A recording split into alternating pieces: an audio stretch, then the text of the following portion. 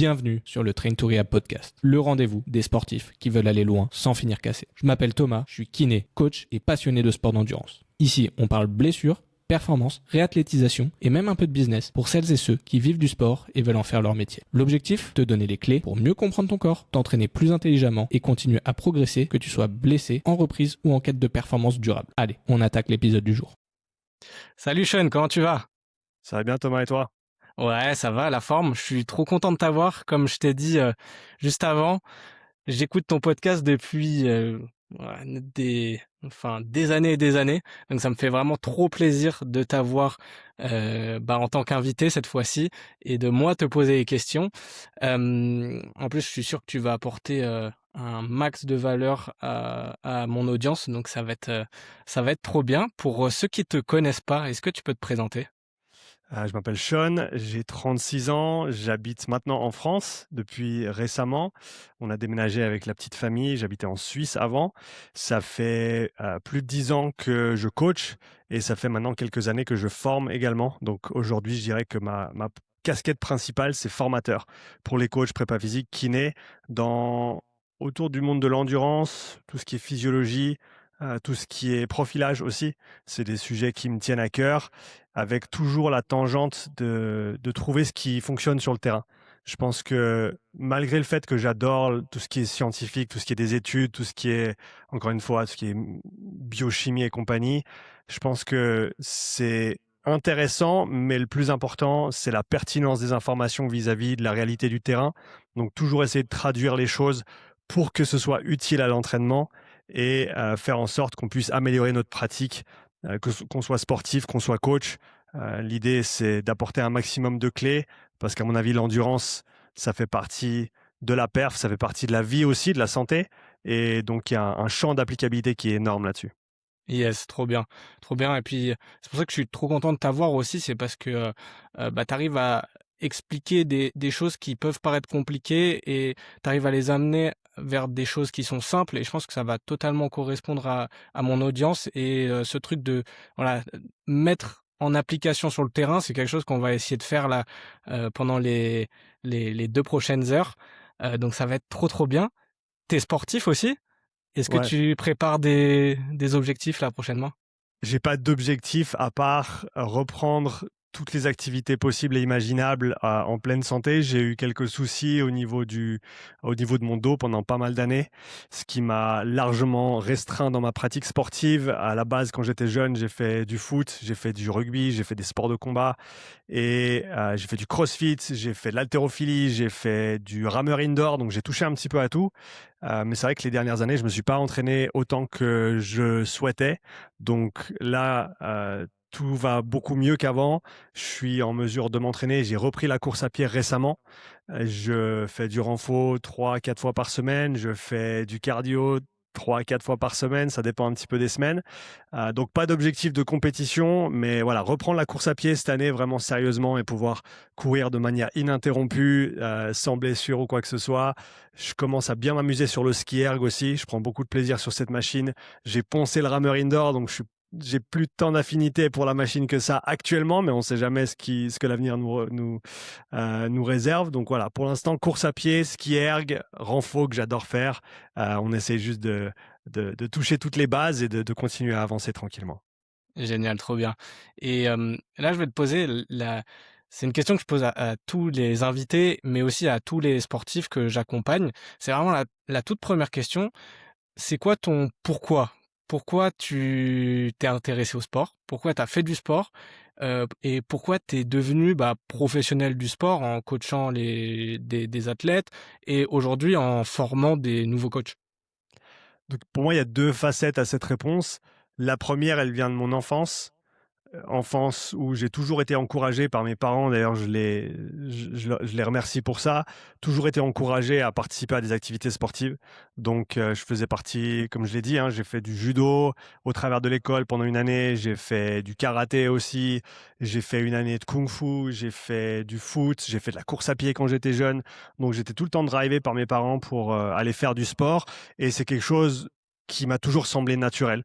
Et de ce point de vue-là, ça a toujours fait partie de moi. J'ai toujours eu beaucoup d'énergie et c'était une bonne manière de le canaliser. D'ailleurs, c'est marrant parce qu'on le voit maintenant avec ma femme dans notre fils, qui est pareil, au final, qui est une puce et qui saute partout, sauf s'il fait assez de sport. Ça le canalise, ça l'aide beaucoup à se concentrer, à se sentir bien dans son corps aussi.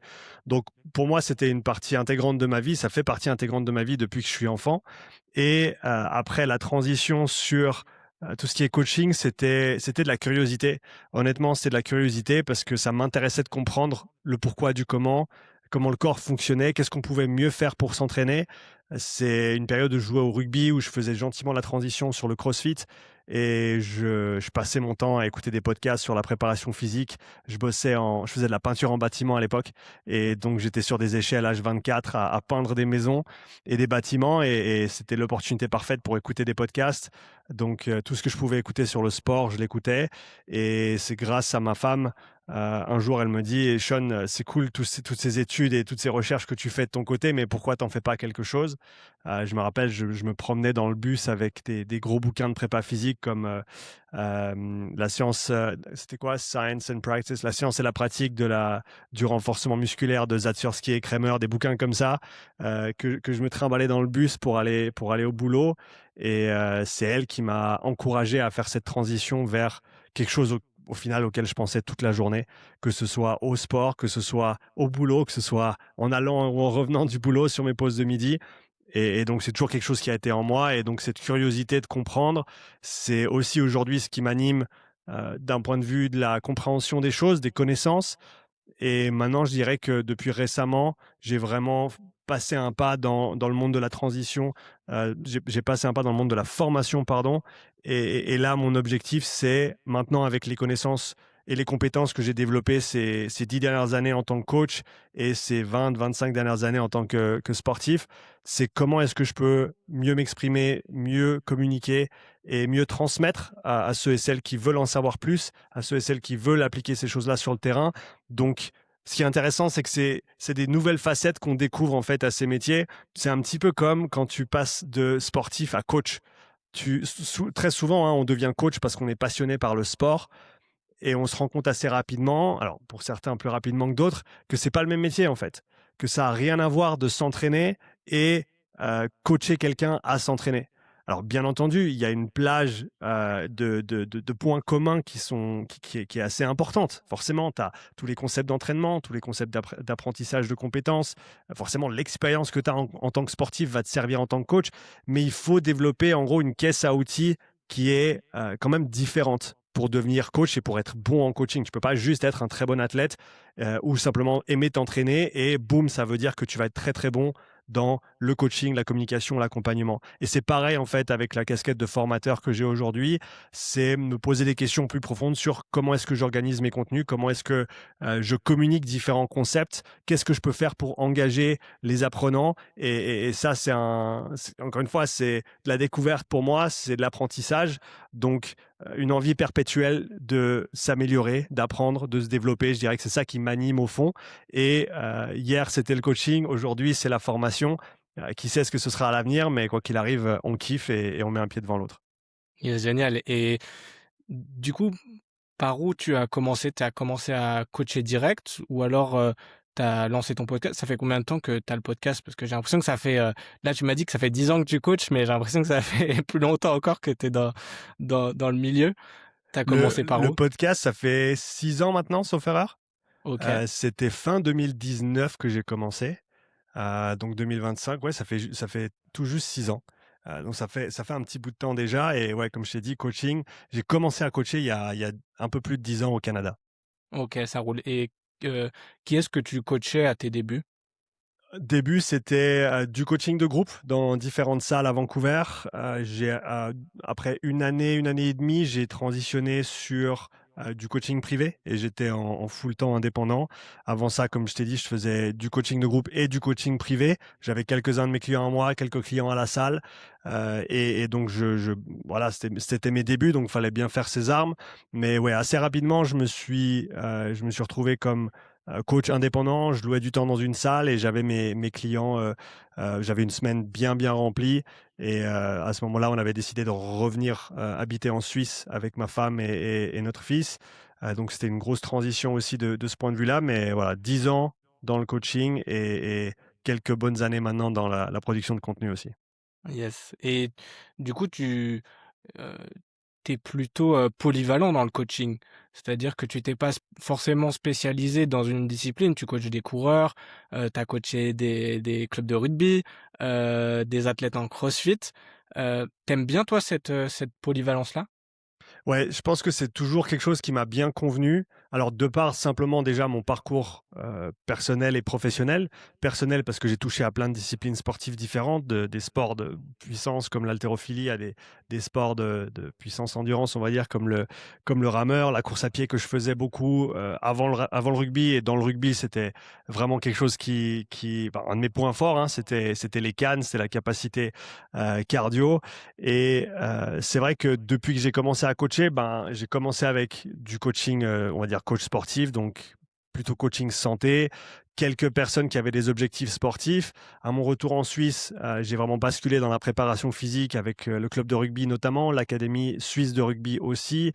Et lorsque j'ai vraiment commencé à m'intéresser à l'endurance et à me spécialiser là-dedans et que j'ai commencé à faire des dizaines, maintenant des centaines de profilages que j'ai pu faire au cours des années, ça m'a donné accès aussi à un panel de sportifs assez large, comme tu l'as dit, des crossfitters, des combattants, des personnes qui pratiquent des sports d'endurance, course à pied, cyclisme, triathlon. Et je pense aujourd'hui, c'est une de mes spécialités, c'est ma non-spécialisation, je dirais. Donc c'est peut-être que je suis pas aussi pointu qu'un entraîneur spécialisé en cyclisme par rapport à une planification spéciale vélo.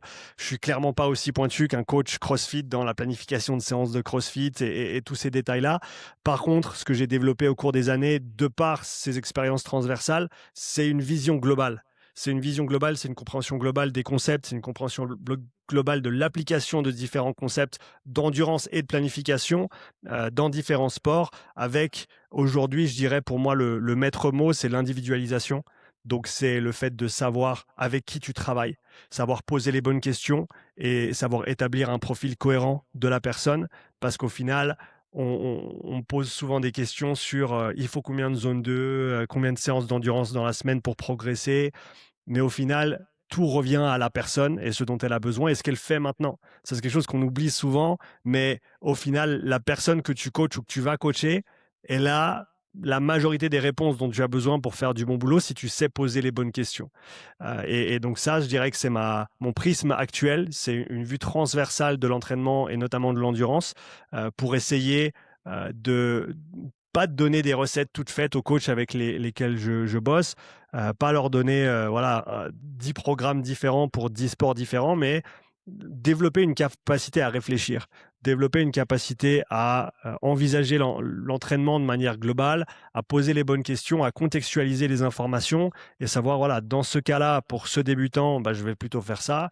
Et pour cet athlète que j'accompagne, qui a déjà X années d'expérience, qui fait déjà X heures d'entraînement dans la semaine et qui a une compétition dans 3 mois, dans 4 mois, dans 6 mois, eh ben, je vais plutôt orienter comme ça et je peux le justifier.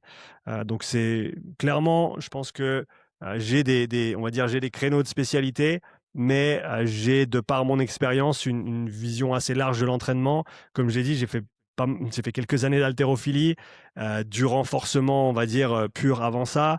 Donc, avant de devenir le gars qui parle de zone 2 H24, j'avais un background d'entraînement qui fait qu'aujourd'hui, on arrive à avoir une vision assez complète des choses. Yes et du coup, là, ce que tu as dit, ça rejoint un peu ce que tu as dit au tout début sur, le fait que on peut être un très bon athlète et pas forcément, un bon coach, au début et que c'est quelque chose qui se travaille. C'est qu'il y a tout un côté, intelligence émotionnelle à avoir quand on est coach, comprendre la personne, arriver à lire, entre les lignes.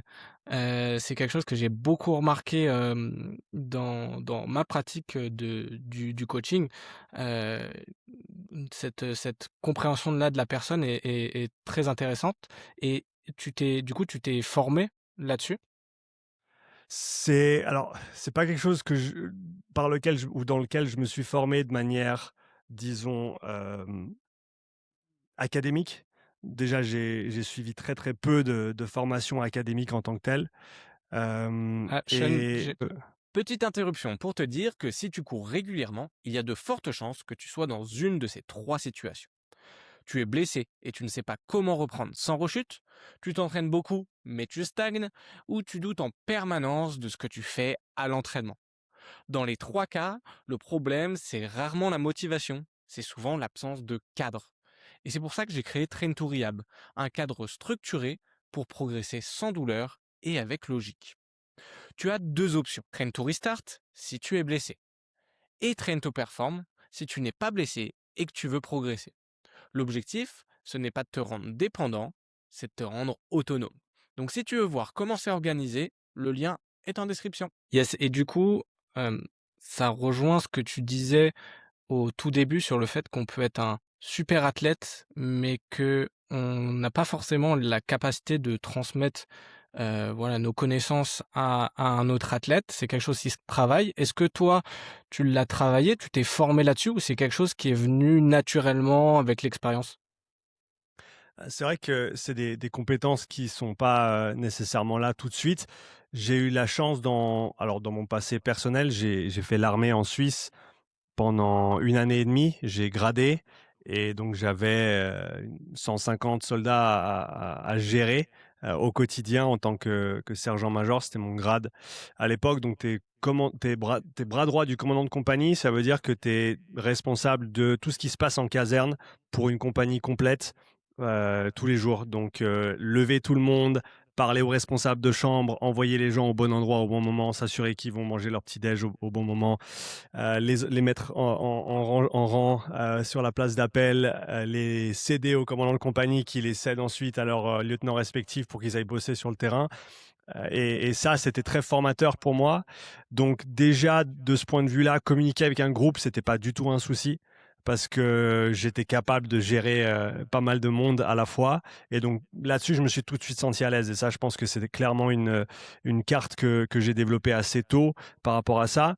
Et sur tout le reste, assez tôt aussi dans ma carrière de coaching, je me suis intéressé notamment à la psychologie humaine, la philosophie aussi. Et à mon avis, la psychologie et le comportement, c'est des sujets qui sont extrêmement importants à bien maîtriser en tant que coach. Parce qu'au final, dans la majorité des cas, c'est avec ça qu'on joue. T'as toujours quelques sportifs qui sont super motivés et qui vont faire le taf quoi qu'il arrive. Mais au final, c'est une minorité dans la population globale. Et si tu coaches assez de monde, tu te rends compte assez vite que la difficulté, c'est pas de leur faire assez de sport nécessairement, c'est de bien dormir la nuit, c'est de gérer leur stress, c'est de manger ce qu'il faut et pas trop et dans les bonnes quantités.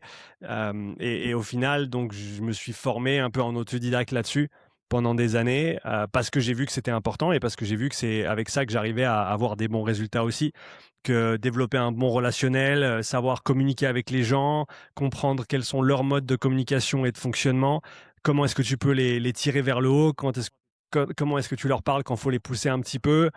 Et forcément, le fait que je sois assez extraverti a aidé avec tout ça. Mais clairement, c'était une démarche progressive. Et assez tôt, au final, on m'avait dit, quand j'avais commencé à coacher, tu sais, Sean, le coaching, tu penses être dans le business du fitness, mais tu es dans le business de l'humain au final. Et donc, c'est sur cette carte-là qu'il faut jouer, à mon avis, en tant que coach. Être bon technicien, c'est une chose, et forcément, c'est important. Mais être un bon coach et une bonne personne avant tout, et savoir comment communiquer, comment transmettre, comment écouter, c'est tout aussi important. Et ça va faire que tu puisses ou non vraiment valoriser tes compétences techniques. Et je pense qu'on passe pas assez de temps à parler de ces compétences-là et à les développer aussi, parce qu'il n'y a pas que le technique. Et c'est un petit peu, si je fais le parallèle avec le monde de la formation, il n'y a pas que le contenu des cours. Il y a aussi comment le cours est apporté, comment l'apprenant est intégré dans le processus et qu'est-ce qu'on fait pour qu'il y ait le maximum de transfert entre les deux. Donc c'est, à mon avis, quelque chose de très très important. Et j'ai eu de la chance, je pense, qu'on me dise ça assez rapidement parce que ça m'a beaucoup aidé dans mes années de coaching. Ouais, carrément. Je te rejoins à 100 là-dessus. Comme je t'ai dit, Là, moi, ça fait vraiment 1 an que je me suis focus sur le coaching, des coureurs pour le coup, et c'est ce que je remarque. Tu as beau avoir le plus gros bagage technique du monde, mais si, tu pas à faire comprendre, pourquoi tu vas mettre en place telle ou telle séance, pourquoi, si t'as pas un mode de vie qui est sain derrière, ces séances-là ne seront pas efficaces, et bah, tu pas à amener la personne vers des résultats. Et je le vois encore plus quand il s'agit de la douleur, quand j'étais en cabinet de kiné, Mmh. mais là même comme j'accompagne des coureurs blessés, ça se voit encore plus. Il y a tout un apprentissage à faire, autour de ça, et comme on va rentrer dans le côté technique après, je trouve que c'était hyper important là de dénoncer cette partie, psychologique avant. Mmh. Hem, pour faire un petit peu la transition, justement, on va essayer de rentrer dans le côté technique. Hem, si tu devais donner un petit peu les prérequis à avoir, que ce soit pour les coachs, mais surtout pour un coureur qui est, voilà, non expert, qui écoute, des podcasts de temps en temps, mais voilà, qui est pas un professionnel du sport, c'est quoi les prérequis à avoir niveau, physiologie de l'entraînement, pour commencer à apprendre à s'entraîner et évoluer dans sa pratique?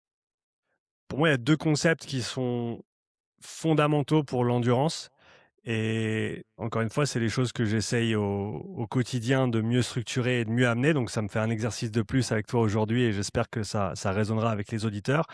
Donc je vais commencer avec le premier concept et ça nous mènera au deuxième parce que les 2 en fait s'alimentent l'un l'autre. Le premier, c'est comprendre les 3 types de charges d'entraînement qu'on peut quantifier.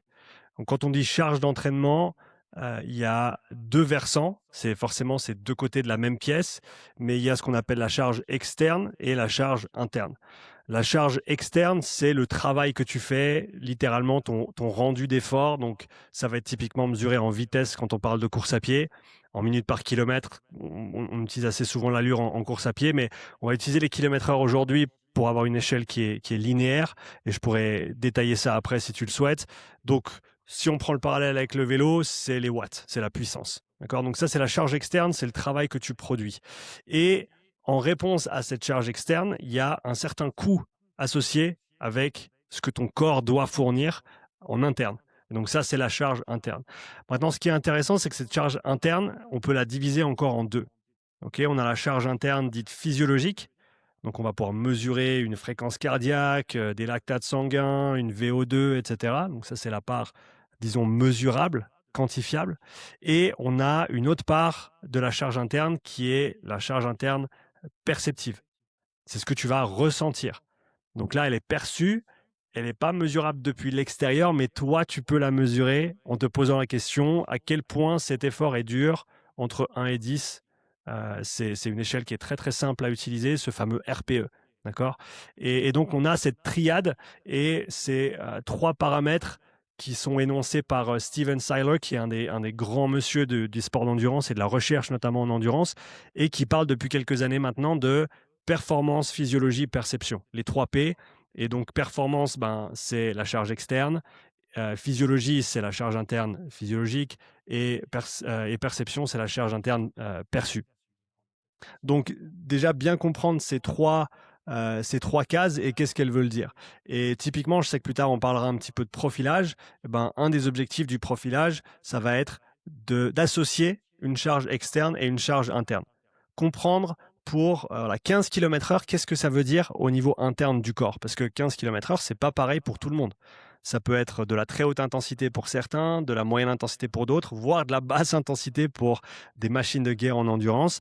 Donc, c'est important de comprendre comment ça fonctionne. Et donc ça, je dirais que c'est un des éléments de base à bien comprendre. À comprendre que ces 3 choses sont complémentaires et qu'on n'a pas besoin d'en choisir une au détriment des autres. Que typiquement, si tu peux en avoir 2 voire 3, ce serait vraiment idéal. Donc, typiquement, maintenant, avec nos gadgets, nos montres, on peut avoir une vitesse de course ou une allure de course, des watts sur un vélo. On peut avoir une fréquence cardiaque, c'est, je dirais, la mesure physiologique la plus commune. Et je parlerai de pourquoi l'AFC, c'est peut-être pas le meilleur indicateur pour commencer à penser à la physiologie. Et le RPE, on l'a tous. C'est un outil qui est gratuit, c'est un outil qui est inné, c'est un outil qui va se développer aussi avec la pratique. Donc même si tu l'as jamais utilisé avant, tu n'as pas le droit de dire je suis nul en RPE. Non, tu as seulement le droit de dire pour l'instant je suis pas très bon parce que je l'ai pas beaucoup utilisé, mais en te posant la question à chaque séance, à chaque intervalle, à chaque jour d'entraînement, tu vas affiner, aiguiser ton RPE. Et d'ailleurs, pour ceux qui aiment bien les datas, qui aiment bien la physiologie, quand on entend parler des gars comme les triathlètes norvégiens qui sont connus pour leur approche très data, lactate, VO2, etc., eh ben, ils te diront eux-mêmes que les paramètres physiologiques qu'ils mesurent à l'entraînement les aident à affiner leur ressenti.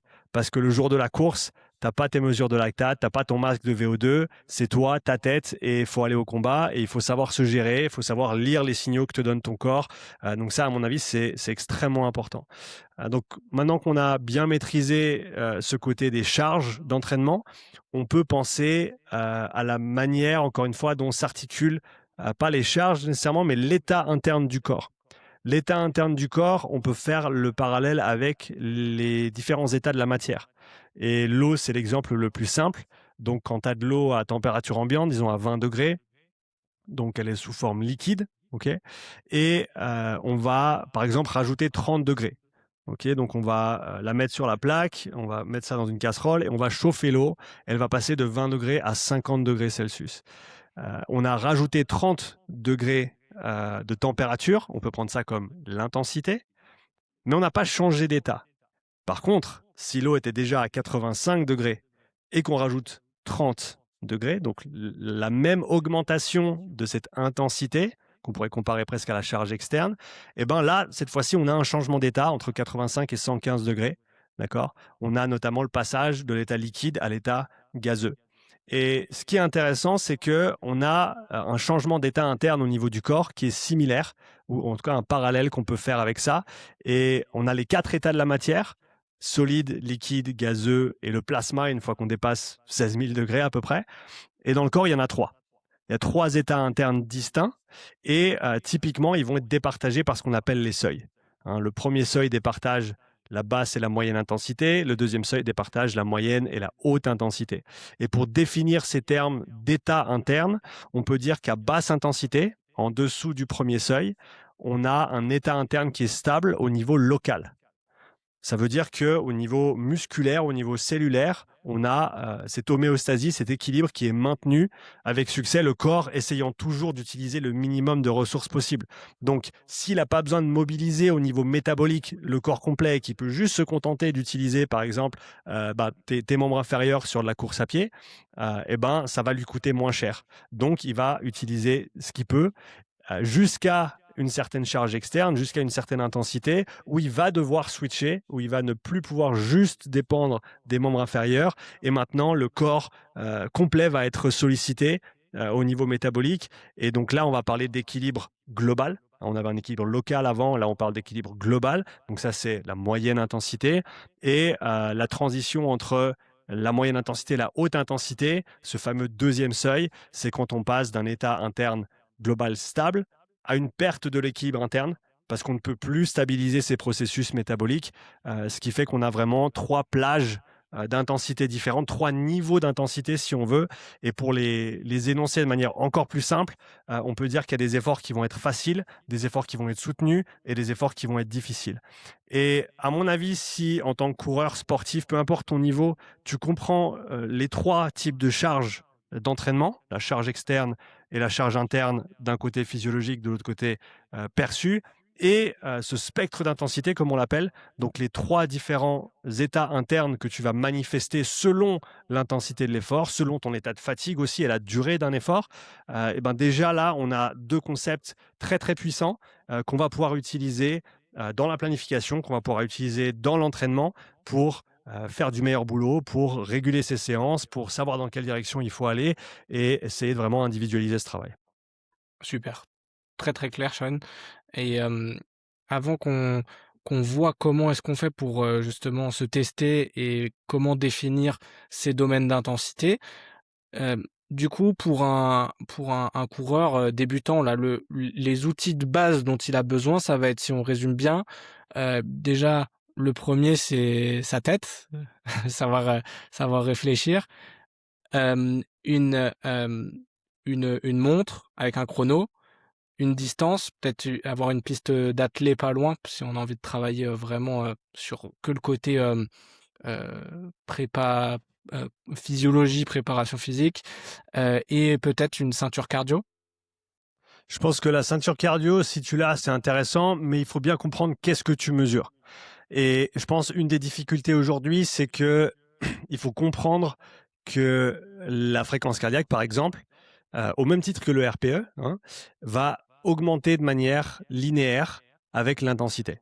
En gros, plus tu vas fort et plus ta FCL monte, plus tu vas fort, plus le RPE va monter aussi. Ce qui ne te permet pas forcément de différencier entre ces trois états internes dont j'ai parlé avant. Là, pour les mesurer au niveau physiologique, il faut des lactates, de l'oxymétrie musculaire, des échanges gazeux, il faut des outils qui sont un petit peu plus poussés. Et on voit souvent, malheureusement encore, sur les montres, hein, c'est dans la technologie qu'on utilise, même si les montres, c'est un super outil si tu l'utilises intelligemment, le fait qu'on te donne des zones d'entraînement directement dans la montre qui sont calculées sur la base de ta FC Max et qui sont souvent à côté de la plaque par rapport à ton profil individuel, et ben ça fausse beaucoup les choses.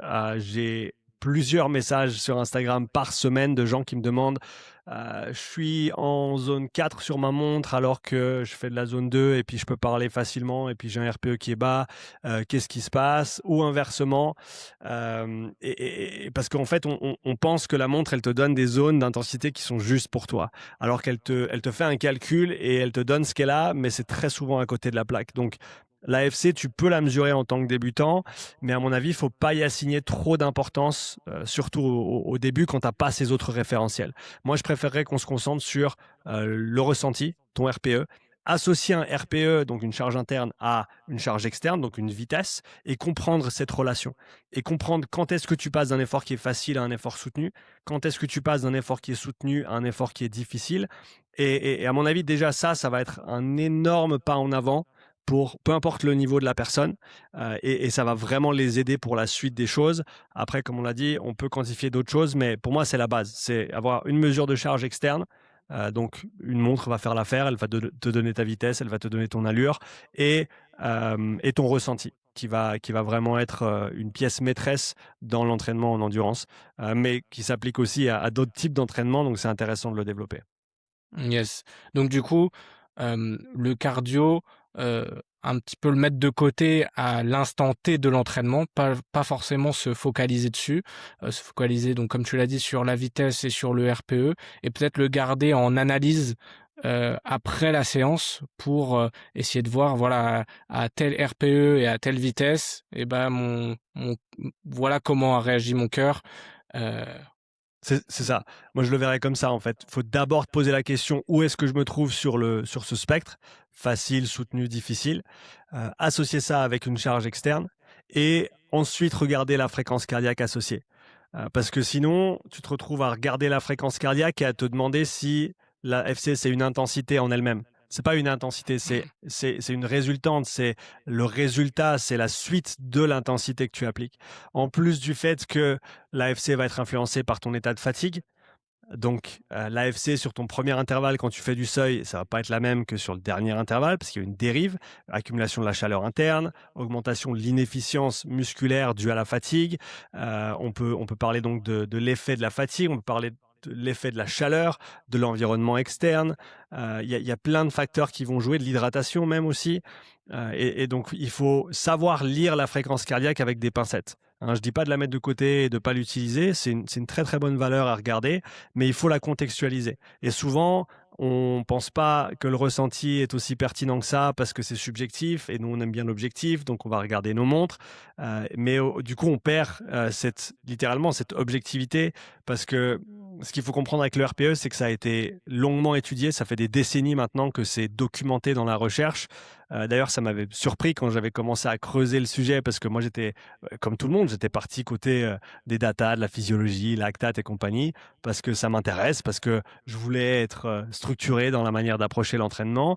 Et en me plongeant dans le RPE, en collectant le maximum de papiers que je pouvais trouver sur les différents aspects du ressenti, ben, j'ai trouvé que c'est quelque chose qui était extrêmement bien validé, qui était extrêmement pertinent à utiliser à l'entraînement, que ça s'utilisait autant dans l'entraînement de tous les jours que dans la planification, que dans le profilage, que dans le suivi de la charge d'entraînement. Ça a une application transversale qui est incroyable, ce ressenti, et qu'au final, ton ressenti, tu as beau dire que c'est moins objectif que des datas qui sont mesurables, ton ressenti, c'est la réalité au travers de laquelle tu vis en fait. Donc il y a rien de plus objectif que le subjectif, comme j'aime bien dire. Et des fois, il faut juste mettre sa montre entre parenthèses, penser d'abord à ce que tu ressens et après regarder ce que te dit ta montre et pas dans l'ordre inverse. Ouais, carrément. Et du coup, est-ce que tu peux nous rappeler un peu brièvement ce que c'est que le RPE et nous redonner un petit peu, voilà, toute l'échelle? Donc le RPE, en anglais, RPE, ça veut dire Rating of Perceived Exertion. Donc c'est l'évaluation de l'effort perçu. Ça, c'est la meilleure traduction française que j'ai trouvée. Évaluer ce que tu perçois comme effort. Et ça existe sur plusieurs échelles. À la base, il y avait l'échelle de Borg, qui était une échelle qui allait de 6 à 20. Qui est une échelle qui n'est pas du tout intuitive. La raison pour laquelle il l'utilisait, c'est parce qu'il bossait avec des coureurs, des jeunes coureurs qui avaient à peu près tous le même profil. Et pour lui, cette échelle lui permettait, en prenant leur RPE, donc sur l'échelle de Borg, entre 6 et 20, et en multipliant le résultat par 10, ça leur donnait à très peu de choses près leur fréquence cardiaque. Si tu admets qu'au repos debout, ils étaient autour des 60 et qu'au max, ils étaient autour des 200, ça se tient, c'est cohérent. Mais encore une fois, c'est pas très intuitif comme échelle. Et donc aujourd'hui, ce qui est beaucoup utilisé, c'est l'échelle entre 1 et 10. Donc en gros, il faut toujours se dire que le 10, c'est pas l'effort le plus dur que tu as fait dans ta vie jusqu'ici. Il faut contextualiser le 10 par rapport à l'effort que tu es en train de faire. Donc le 10, si tu fais par exemple, je sais pas, des intervalles au seuil de 8 minutes, eh ben, un RPE 10, ça va être l'effort le plus intense que tu puisses faire sur un intervalle de 8 minutes en course à pied aujourd'hui. Ça, c'est contextuellement, ou alors le 10, ça va être dans ce format d'intervalle, le plus dur que tu aies fait ou le plus vite que tu aies fait depuis dans ton historique d'entraînement. Okay, mais il faut que ce soit récent. On ne peut pas dire j'ai fait l'Everest il y a 5 ans, c'est le truc le plus dur que j'ai fait dans ma vie, donc tout ce que je fais aujourd'hui, c'est des RPE 3, 4 et 5 parce que l'autre, c'était tellement plus dur. Il faut le contextualiser. Et au final, ce qui est intéressant, c'est que la manière dont ça fonctionne, ce RPE, c'est que c'est des feedbacks de notre corps vers notre cerveau et de notre cerveau vers notre cerveau aussi, qui vont informer en fait les centres de contrôle de ce qui se passe dans le corps. On a typiquement des capteurs, des capteurs dans les poumons qui vont littéralement mesurer l'expansion des poumons et le stretch dans les poumons. Et ça va renvoyer une information vers le cerveau, notamment au niveau respiratoire. On va pouvoir dire à quel point l'effort respiratoire est difficile ou pas. On a ces mêmes petits on va dire capteurs dans les jambes, dans les muscles. On a notamment au niveau de la contraction, au niveau du stretch, au niveau de l'acidose métabolique aussi du milieu, on a des moyens de feedback direct qui vont ramener des informations vers le cerveau. Et il semblerait qu'on ait même une voie de communication à l'intérieur même du cerveau entre les parties qui font partie de la commande motrice, donc les parties du cerveau qui vont littéralement actionner tes muscles pour qu'ils fonctionnent, eux vont parler directement à ton centre de contrôle aussi. Donc c'est comme si tu avais un tableau de bord en fait à l'intérieur de ton cerveau avec tous ces canaux de communication qui reviennent et qui viennent converger et te dire en gros où tu en es dans l'effort. Et encore une fois, c'est quelque chose qui peut être complètement nouveau pour quelqu'un qui s'est jamais posé la question et qui a jamais pris le temps de s'écouter. Mais à mon avis, c'est une compétence qui est extrêmement importante à développer, peu importe ton niveau. C'est quelque chose qu'on devrait chercher à développer chez les jeunes aussi, parce que c'est des outils qu'ils pourront utiliser pour leur avenir. que ce soit dans des situations sportives ou même en dehors du sport. Je pense que savoir s'écouter, c'est quelque chose qui est pas seulement restreint au sport, c'est quelque chose qui est très, très utile dans la vie de tous les jours aussi. Donc voilà un petit peu le tour d'horizon du RPE. Yes et des fois, c'est un petit peu dur de faire son propre RPE de manière globale et il me semble, heu, que j'avais déjà entendu ça, c'était peut-être dans un de tes podcasts, mais je crois que c'est toi qui l'avais dit, de séparer en fait le RPE, en par exemple, RPE niveau musculaire, qu'est-ce que je ressens au niveau musculaire? RPE, qu'est-ce que je sens au niveau de ma ventilation? Qu'est-ce que je sens au niveau de ma fatigue globale? Et est-ce que après on peut faire une moyenne de tout ça et ça va nous donner notre RPE pour, voir où on se situe dans notre échelle d'effort. Je pense que tu as raison, on peut le dissocier, hein. C'est quelque chose qui a été, pareil, documenté dans les études vis-à-vis du RPE. Et pour moi, c'est les 2 niveaux les plus intéressants. C'est se poser la question au niveau respi, à quel point, c'est difficile, entre 1 et 10, et au niveau musculaire, à quel point c'est difficile, entre 1 et 10. Après, tu peux faire une moyenne, mais il faut bien se dire que dans la moyenne, tu vas perdre la granularité et la particularité de connaître ce qui se passe au niveau respi, connaître ce qui se passe au niveau musculaire. Donc, à mon avis, c'est intéressant de demander les deux. C'est intéressant de recenser les deux et ça va pas être pareil pour chaque personne. Hein. Pour certaines personnes, ce sera peut-être souvent le RPE respiratoire qui sera plus haut que le musculaire. Pour d'autres, il y aura aucun problème niveau respiratoire, ils seront vraiment faciles et c'est vraiment les jambes qui vont les limiter. Ça peut nous donner des indications sur quoi faire à l'entraînement, mais ça nous permet de comprendre vraiment aussi où en est la personne, hein. Et ça, je pense que c'est intéressant. Donc oui, en plus de ça, ça te donne un point relatif. Donc quand tu demandes juste le RPE, comme ça, de manière globale, et ben, tu dois trouver un chiffre entre 1 et 10 qui correspond à ton effort. Et ce que je trouve intéressant déjà avec le fait de dissocier en musculaire et respiratoire, c'est que ça te force à réfléchir l'un par rapport à l'autre. Et souvent, d'avoir un point de repère, c'est très, très pertinent parce que ça te permet d'ancrer quelque chose et d'avoir une vision qui est relative plutôt qu'absolue. Et on en parlera dans le contexte du profilage. On va vouloir ancrer le RPE 10 sur une expérience connue ou sur laquelle on peut se projeter parce que ça permet encore une fois d'avoir quelque chose qui est plus cohérent dans l'évaluation. Yes, génial et justement, j'en profite que tu parles de profilage pour qu'on revienne un petit peu sur voilà le testing. Hem, toi, quand tu as un athlète qui vient te voir, hem, qu'est-ce que tu analyses en premier? Qu'est-ce que tu fais en premier? Est-ce que tu vas tout de suite lui faire une batterie de tests? Même, il me semble que tu fais du testing en labo et cetera aussi. Hem, ou alors tu vas lui mettre quelques entraînements tout d'abord sans forcément de données, de métriques, voilà que tu auras analysées en labo. Tu vas voir un peu comment ça évolue, comment il se sent et ensuite tu vas aller tester la personne. Un petit peu des 2. Donc typiquement aujourd'hui quand je fais des profilages, c'est plus en matière ou en qualité de consultant qu'en qualité de coach. Donc à l'heure actuelle, je bosse encore avec des athlètes, je bosse avec, Claudia en CrossFit, je bosse avec Cédric, qui est cycliste.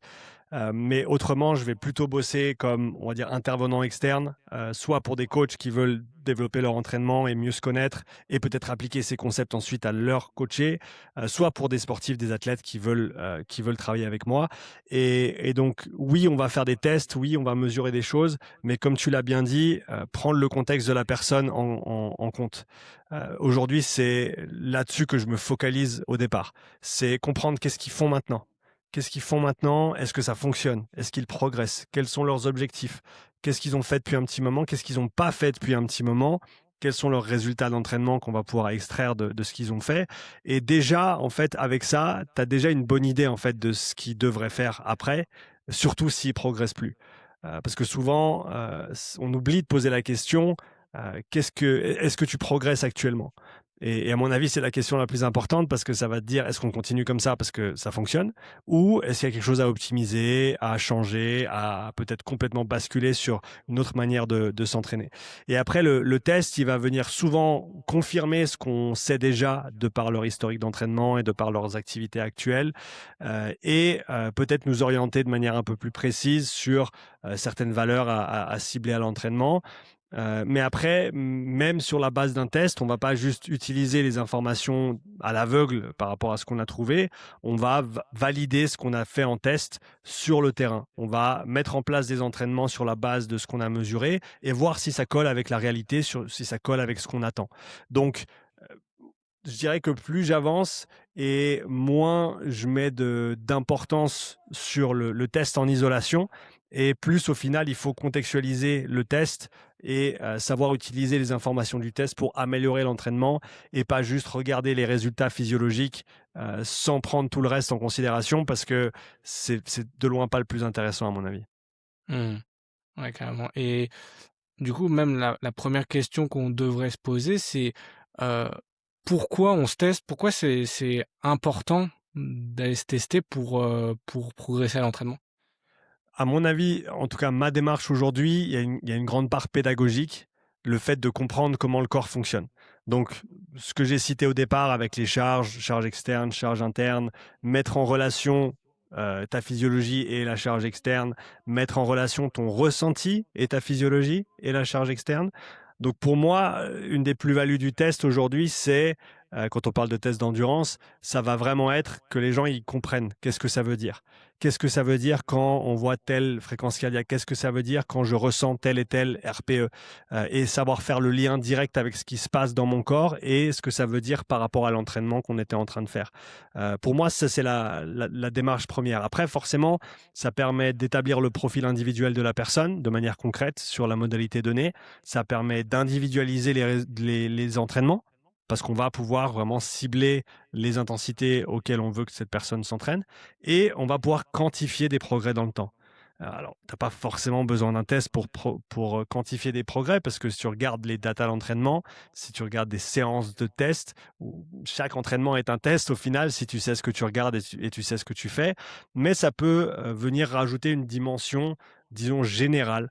Je te donne un exemple. Chaque année, depuis 4 ans maintenant, avant j'étais en Suisse, maintenant je vais en Suisse pour faire des tests avec des coureurs qui font partie du Lausanne Athletic. C'est les athlètes de mon ami et collègue Maxime Waltz qui bosse là-bas. Avec David comme entraîneur aussi. Et ça fait plus de 4 ans maintenant qu'on teste leurs jeunes athlètes. C'est un test qui survient en début de saison. Je crois qu'ils sont à peu près à 5-6 semaines d'entraînement après la reprise quand on fait le profilage. Et dans leur contexte, ça permet de voir comment est-ce qu'ils sont en début de saison. Comment est-ce qu'on va orienter le travail d'endurance fondamentale, de tempo, de seuil, peut-être de haute intensité aussi, et comment est-ce que leur profil physiologique contraste ou agrémente leur performance de terrain dans leur discipline phare, qui est typiquement le demi-fond, donc le 800 ou le 1005. Et donc ça vient apporter une vision globale de l'entraînement, ça vient peut-être répondre à des questions. Est-ce qu'on a assez fait de tel entraînement? Est-ce qu'on a assez fait de ça? Est-ce qu'on a manqué quelques éléments? Est-ce que la personne a manqué de certains types d'entraînement? Et comment est-ce qu'on peut utiliser ces informations pour avoir une approche la plus globale possible, autant sur disons la PPG d'endurance, la préparation physique générale d'endurance, et ensuite la partie spécifique de la saison, on va aller travailler à des allures de course, sur des formats spécifiques. Donc on peut, je pense, faire des tests pour plusieurs raisons, mais tu as bien raison de le dire, il faut savoir pourquoi tu le fais et qu'est-ce que tu cherches comme information. Yes. Et du coup, là, aujourd'hui, hem, pour un coureur, voilà, qui s'entraîne, un petit peu au hasard pour le moment ou quoi, concrètement, comment on fait sur le terrain pour, venir se tester, essayer de délimiter, bah, les 3 grands domaines d'intensité que tu as énoncés, au début du podcast? Comment on fait, sur le terrain, tout simplement? Donc, si tu as des outils de mesure physiologique, on va venir faire moi, j'utilise un format test qui s'appelle un test rectangulaire. Donc, beaucoup de monde connaît le test triangulaire, qui est par exemple un test VMA, soit un test VAM-EVAL, Luc Léger, etc. C'est des tests triangulaires dans le sens où ils vont augmenter en intensité de manière constante jusqu'à atteindre un certain maximum. Et ce maximum va être le résultat de ton test. La différence avec le test rectangulaire, c'est que le test rectangulaire implique des paliers à intensité constante, avec ou sans pause entre les paliers. Moi, typiquement, j'ai 1 minute de pause entre les paliers. Et ce qu'on va venir chercher à faire, c'est mettre en relation, encore une fois, la réponse physiologique du corps via des mesures de lactate, de VO2, d'oxymétrie, avec la charge externe, donc par exemple la vitesse à laquelle tu vas être en train de courir. Donc pour les coureurs que j'ai cités avant, pour les meilleurs du groupe, on va partir à 9 ou 10 km/h. Ils vont courir 4 minutes à intensité constante, donc 4 minutes à 10 km/h. Ils vont s'arrêter 1 minute. On va prendre une valeur de lactate. On a mesuré l'oxymétrie en continu. On a mesuré la consommation d'oxygène et la ventilation en continu aussi. Je leur demande leur RPE à la fin de chaque palier parce que ça fait partie de l'évaluation également. Ensuite, on va repartir. Ils vont partir à 11 km/h pendant 4 minutes, 1 minute de repos. On reprend toutes les mesures et on continue comme ça jusqu'à l'échec. Et ce qu'on cherche à faire ensuite, c'est délimiter concrètement les seuils que j'ai cités tout à l'heure. Et il y a plusieurs méthodes d'interprétation selon les valeurs que tu es en train d'observer. On n'interprète pas un seuil au lactate de la même manière qu'on observe ou qu'on interprète un seuil par rapport à des échanges gazeux, VO2, VCO2. Et ça dépend aussi du format du test. Le format de test va déterminer comment tu interprètes ces données. Mais concrètement, au final, on se retrouve avec un premier seuil et un deuxième seuil qui sont associés à une charge externe. Donc pour les meilleurs coureurs du groupe, on va être à 14 km/h au premier seuil pour la majorité d'entre eux et 17 km/h au deuxième seuil pour les bonhommes. Et ça fait que ensuite ils savent que pour la basse intensité, il faut qu'il soit en dessous de 14. Pour la moyenne intensité, quelque part entre 14 et 17. Et pour la haute intensité, en dessus de 17. Donc ça, concrètement, c'est ce qu'on va faire si on a des outils de mesure assez pointus. Et si on a le temps de faire un test aussi poussé que ça, il y a des manières beaucoup plus simples de le faire.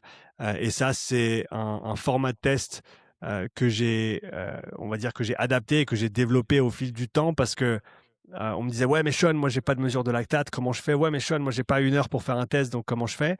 Et à mon avis aujourd'hui le test le plus simple qu'on puisse faire, et c'est quelque chose que chacun peut faire en autonomie. Idéalement, si tu le fais en course à pied, tu veux peut-être le faire sur un tapis la première fois pour que ce soit simple à gérer les vitesses. Et une des difficultés avec ce profilage, c'est que idéalement il faut que le protocole il soit adapté au niveau de la personne. Donc, je citais ces coureurs qui ont déjà un bon niveau en course à pied, un très bon niveau. Commencer à 10 km/h et monter d'1 km/h à la fois, c'est pas adapté pour tout le monde. Peut-être que pour certains, on doit commencer à 7 km/h et monter de 0,8 en 0,8 pour faire une dizaine de paliers. Et comment savoir à quelle intensité commencer? Il s'avère que sur les centaines de tests que j'ai pu faire passer avec toutes ces mesures de lactate, de ventilation et autres, je me suis rendu compte d'une chose, c'est que le RPE, comme on en a parlé avant, il augmente de manière plus ou moins linéaire avec l'intensité. Et donc sur ce format de test, où on a en moyenne une dizaine de paliers, en moyenne, tu commences à 1 sur 10 et tu finis à 10 sur 10, tout simplement. Et donc, tu peux prendre la démarche inverse, donc plutôt que de calibrer tes paliers sur des charges externes, tu peux les calibrer sur une charge interne. C'est-à-dire qu'au lieu de dire je vais commencer à courir à 10 km/h, tu vas dire je vais commencer à courir à une intensité qui correspond à 1 sur 10 de difficulté pour moi. Et ensuite, tu vas simplement noter la vitesse correspondante à ce 1 sur 10. Et plutôt que de faire 10 paliers, parce que ça va prendre pas mal de temps, on peut simplifier l'approche et on peut couper ça en deux. Et ce qui fait qu'au lieu de monter de 1 en 1, tu vas monter de 2 en 2. Donc, tu vas viser 1 sur 10, 3 sur 10, 5 sur 10, 7 sur 10 et ensuite 9 sur 10 si tu es en mesure de le faire. Et tu vas simplement noter les vitesses associées avec ce RPE. Et tu peux ensuite faire un petit graphique tout simple avec tes vitesses sur l'axe des X, tes RPE sur l'axe des Y. Et une autre chose que j'ai notée sur tous les profilages que j'ai faits, c'est que dans la vaste majorité des cas, et ça suffit largement comme estimation de terrain. Le premier seuil se trouve aux alentours de 4 sur 10 et le deuxième seuil se trouve aux alentours de 7 sur 10 quand on parle de ce format de test. Ce qui fait que tu peux regarder ensuite par rapport à ta petite droite que tu vas tracer sur ton graphique, tu peux voir où est-ce que cette droite intercepte avec le RPE 4 et où est-ce qu'elle intercepte avec le RPE 7. Et déjà sur un profilage qui dure 25 minutes, qui ne te demande aucun matériel pointu, tu peux avoir une bonne idée de où se trouve ton premier et ton deuxième seuil, et donc départager ces domaines d'intensité comme tu les as justement nommés avant. Donc avec cette petite évaluation de terrain qui est accessible pour absolument tout le monde, peu importe son niveau, on a une base de départ. Je ne dis pas que ça va être exact, je ne dis pas que si tu vas faire un test en labo ou un test au lactate derrière, que ce que tu as déterminé sur ce test, ce sera exactement la même chose. Mais par contre, pour moi, c'est bien plus cohérent de le faire comme ça que de prendre des pourcentages de FC max pour trouver des zones, par exemple. Et en plus de ça, c'est, pour ceux qui n'ont pas l'habitude d'utiliser le RPE, c'est une séance pédagogique. C'est une manière d'apprendre à utiliser ce RPE, à contextualiser ce RPE dans l'effort. Et ça, je trouve que c'est extrêmement puissant. Yes. Et moi, j'ai deux petites questions du coup par rapport, du coup, une pour chaque seuil. Euh, Parce que, tu vois, on va prendre d'abord le premier seuil. Ça va être, là, le test, il est sur, dans un environnement qui va être stable généralement, donc, comme tu l'as dit, tapis ou piste d'athlée, par exemple. Mmh.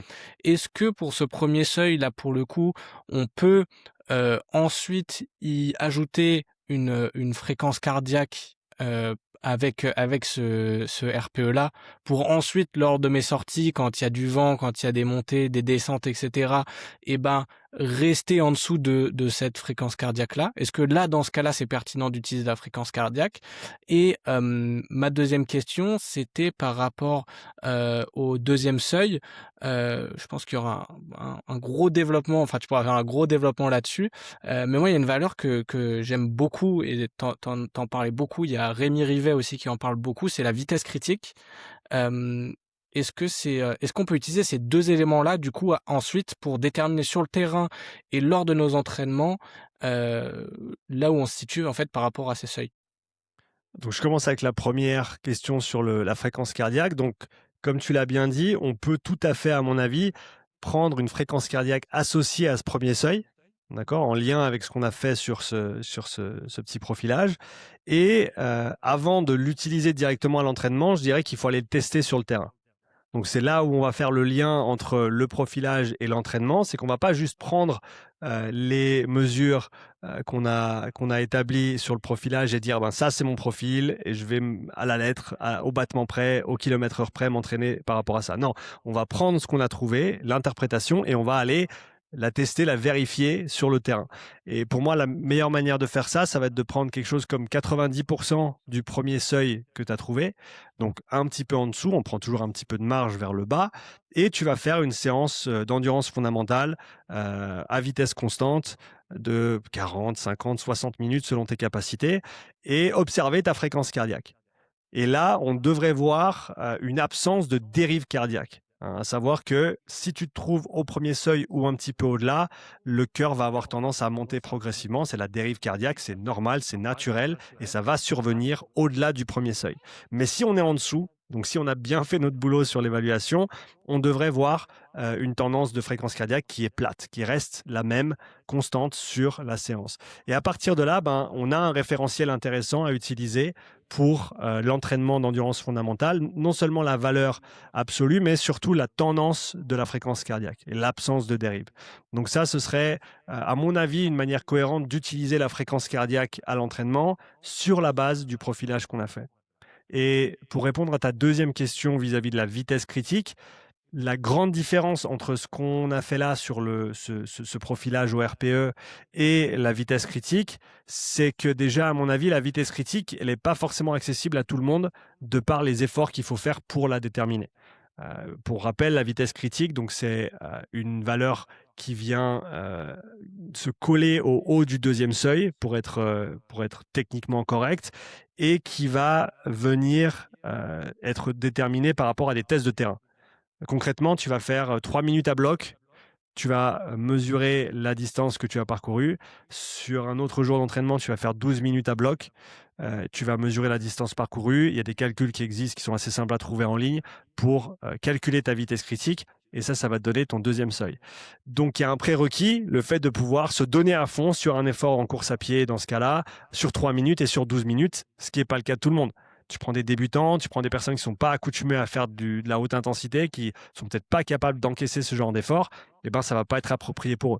Tu prends quelqu'un, par contre, qui a un petit peu d'antécédent d'entraînement en endurance, en course à pied, qui, je sais pas, peut-être se prépare pour un 5 km, quelque chose comme ça, voire un 10K, ben là, forcément, tu vas pouvoir leur faire passer ce genre de test sur le terrain et ça va te donner une mesure supplémentaire, encore une fois, basée sur des tests de terrain. Et la grande différence entre ces deux approches, à mon avis, elles sont pas opposées, elles sont complémentaires. C'est que sur la vitesse critique, on vient prendre des données d'entraînement, on vient prendre littéralement une charge externe, une donnée de performance sur le terrain, qui va venir calculer un deuxième seuil, alors que sur l'autre, on est plutôt sur une mesure interne, une mesure de la perception qui va nous amener vers ce deuxième seuil. Et concrètement, on dit souvent dans le jargon que un deuxième seuil qui est trouvé par exemple au lactate, c'est le haut de la moyenne intensité et une vitesse critique, ça va être le bas de la haute intensité. À savoir que c'est rarement exactement pareil, il y a souvent un petit delta entre les deux, parce qu'au final, les seuils, on y pense comme une ligne fixe, une ligne verticale qui vient trancher vraiment entre, à 11 km/h, je suis à basse intensité, à 11,2 km/h, je suis à haute intensité. Mais c'est vrai que c'est pas aussi simple que ça. La physiologie, c'est bien plus complexe et il faut laisser un petit peu de battement, surtout autour de ce deuxième seuil, parce qu'au final, selon ce que tu mesures, on n'a pas cette transition qui s'opère exactement au même endroit sur le spectre. Donc, oui, tu peux utiliser les deux. Et personnellement, moi, quand je fais des profilages, je demande souvent un test de vitesse critique pour les coureurs ou alors un test de puissance critique pour les cyclistes avant de venir me voir, ce qui, moi, me permet de calibrer le profilage par rapport à leur niveau et aussi de comparer les résultats de physiologie, on va dire, avec ces résultats de performance sur le terrain via ces tests critiques. Ouais, carrément. Et du coup, heu à quel moment on se teste? Est-ce que, ça va être est-ce qu'on se teste en début de saison? Est-ce qu'on se et quel delta on laisse entre chaque test? Tu vois? Parce que tu l'as dit, ça évolue en permanence. Je pense qu'en début de saison, quand tu as coupé un petit peu, bah, tu pas les mêmes résultats que rien que 1 ou 2 semaines après. Hem Quand est-ce qu'on commence à se tester dans une saison et quel delta on va laisser entre chaque test? Je reprends l'exemple des coureurs avec lesquels je bosse. Chaque année, donc on laisse 5-6 semaines de reprise avant de faire le test. Donc ils ont quand même bien repris la course à pied. Ils sont en mesure de se pousser sur un effort maximal sur 1 heure. Et de faire tous les paliers de manière sûre, sans blessure, etc. Ça, c'est le premier prérequis, à mon avis, c'est d'être physiquement capable d'encaisser le test sans avoir de répercussions négatives sur le corps et sur les entraînements futurs. Parce que faire un test et ensuite être éclaté pendant 2 semaines, ça sert à rien. Vaut mieux juste aller s'entraîner. Et à mon avis, encore une fois, ça dépend pourquoi tu fais ce test et quelles informations tu veux en extraire. Par exemple, pour les coureurs, on teste en début de saison. Ça permet de structurer et d'individualiser leur prépa générale au cours de l'hiver. Est-ce qu'on pourrait refaire un test à la fin de la phase générale? On pourrait le justifier. Après, faut-il encore avoir les ressources logistiques, financières, etc. pour le faire? Et ensuite, il bascule sur une phase très spécifique de la saison, avec des courses, avec des compétitions. Et au final, le profil physiologique général de l'athlète est moins important. Parce que les entraînements vont pas vraiment être calibrés là-dessus, ils vont plutôt être calibrés sur des allures de course, des allures cibles, des entraînements spécifiques, etc. Donc à mon avis, il faut bien se poser la question où on se trouve dans la saison et qu'est-ce qu'on va faire avec ces informations. Après, il y a d'autres sports où c'est peut-être plus facile de le faire plus fréquemment. Par exemple, en vélo, on peut imaginer des tests au cours de la saison. Mais souvent, le test, il va simplement venir confirmer ce que tu sais déjà de par l'entraînement. On pense souvent que le test, c'est là où tu vas découvrir des choses, là où tu vas avoir des vraies valeurs, etc. Mais si tu as bien fait ton taf à l'entraînement et que tu suis un petit peu ce qui se passe, tu sais déjà que la personne elle a gagné 10, 20, 30 watts sur cet entraînement par rapport à il y a 8 semaines en arrière. Tu sais déjà à peu près ce que ça va représenter sur son profil si tu refais un test, mais là où ça peut être intéressant, à mon avis, de refaire le même format de test dans les mêmes conditions avec le même matériel, ça c'est toujours très très important, tous les 3 à 6 mois pour quantifier une évolution, pour mettre des chiffres dessus et simplement avoir un suivi sur le moyen long terme de ce qui se passe. Euh, voilà, typiquement, moi je vais y aller comme ça, tous les 3 à 6 mois, ce serait une bonne base de départ, mais voilà, si c'est une fois par année, c'est une fois par année, et c'est pas grave.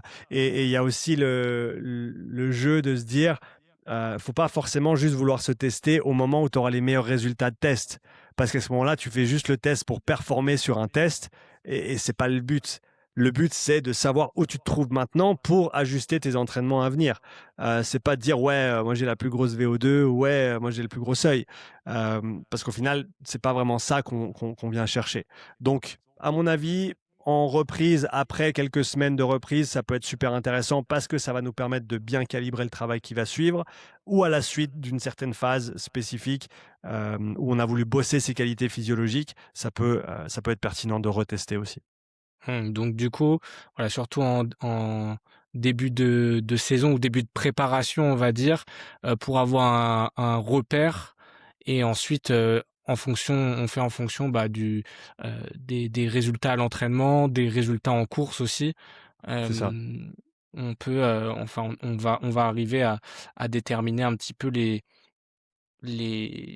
on va dire, les allures qu'on va travailler à l'entraînement et justement, ça me permet de faire la transition. Maintenant, on s'est testé, on sait à peu près où est notre premier seuil, on sait à peu près où est notre deuxième seuil. Comment on transfère ça sur une organisation d'entraînement? Très bonne question. Et ça, c'est la suite logique de la réflexion. Une fois que tu as ce profil individuel, une fois que tu as associé une charge externe à un état interne, eh ben, on peut commencer à se dire, OK, maintenant on va s'entraîner. Quel type d'entraînement, à quelle intensité? Et souvent, ce qu'on va faire, c'est qu'on va partager ce spectre d'intensité en zones. Les zones, j'ai un collègue qui a dit ça très très bien, j'aime bien reprendre sa citation, un collègue qui s'appelle Jem, qui bosse beaucoup dans les tests physio avec les MOXIE notamment chez les cyclistes. Et il dit que les domaines, c'est descriptif. Donc les domaines qu'on a cités avant, basse, moyenne, haute, intensité pour faire simple, ça décrit la physiologie, ça décrit l'état interne du sportif à ce moment-là. Et les zones, c'est prescriptif. Donc les zones nous permettent de prescrire des entraînements. Donc typiquement, les zones vont venir découper en fait le spectre d'intensité en sous-catégories, si tu veux, pour ensuite pouvoir planifier différents formats d'entraînement. Et pour faire très simple, la basse intensité, on la partage entre la zone 1 et la zone 2. La zone 2 étant forcément plus près du premier seuil. La moyenne intensité, on la partage entre la zone 3 et la zone 4. La zone 4 qu'on appelle zone de seuil, la zone 3 qu'on appelle souvent la zone tempo. Et la haute intensité va être la zone 5. Après, il peut y avoir d'autres zones quand on parle d'entraînement très court et très intense, les zones 6, 7 et parfois au-delà, selon le modèle d'entraînement. Par exemple, les coureurs de demi-fond, ils vont avoir pas mal d'entraînements spécifiques qu'on va pouvoir, pour ceux qui le souhaitent, départager en zone. Mais typiquement, si on se base juste sur nos 3 états internes, de la basse à la haute intensité, on a donc ces 5 zones d'entraînement. Et là, on va venir dans ces différentes zones avec typiquement différents formats de séances qui vont inclure plusieurs paramètres. À mon avis, les plus importants, ça va être le temps en zone, donc le temps de travail total dans la séance que tu fais dans la zone en question, le ratio travail-repos, qui est à mon avis un des paramètres de planification qui est assez simple à comprendre. Combien d'unités de travail pour combien d'unités de repos? Est-ce que, par exemple, au seuil, je vais faire 4 unités de travail pour une unité de repos sur un 4 minutes on, 1 minute off, ça peut être du 6 minutes on, 1:30 off, ça peut être du 8 minutes on, 2 minutes off, etc. Alors qu'à haute intensité, je vais peut-être venir sur du 1-1, voire sur du 1-2, où je vais avoir parfois le double de repos du travail. Mais dans l'autre sens, on peut aussi justifier 2 minutes on, 1 minute off. Donc après, c'est comprendre qu'est-ce qu'on vise comme type d'effort, qu'est-ce qu'on vise potentiellement comme adaptation derrière également, et sélectionner les bonnes séances pour la phase dans laquelle on se trouve, la personne pour laquelle on programme, où est-ce qu'on se trouve dans la saison par rapport à l'objectif de compétition, qu'est-ce qu'on essaie de développer à ce moment-là, etc., etc. Mmh. Et du coup, tu sais, il y a eu pendant longtemps et toujours même le modèle du 80-20 pour répartir, l'entraînement. Est-ce que, c'est toujours d'actualité ça? Donc, pour ceux qui connaissent pas, 80 des entraînements à basse intensité, donc en dessous du premier seuil et 20 des entraînements, alors moi j'aurais tendance à dire des entraînements intenses, mais je crois que, la base de ce modèle-là, ça reposait sur même 20 de haute intensité au-dessus du deuxième seuil. Ouais, donc là, tu introduis un concept qu'on appelle la distribution d'intensité. Comment est-ce qu'on répartit le 100% des efforts dans la semaine ou des séances dans la semaine par rapport à ce spectre? Hein, quelle proportion est à basse intensité, quelle proportion à moyenne intensité, quelle proportion à haute intensité? Ce 80-20, je ne sais même pas d'où il vient. C'est très certainement à la suite de l'analyse de données d'entraînement, par exemple de cyclistes professionnels, où tu vas retrouver ce genre de distribution. Ce qu'il faut comprendre avec les distributions, c'est que il n'y a pas de pourcentage fixe, en fait.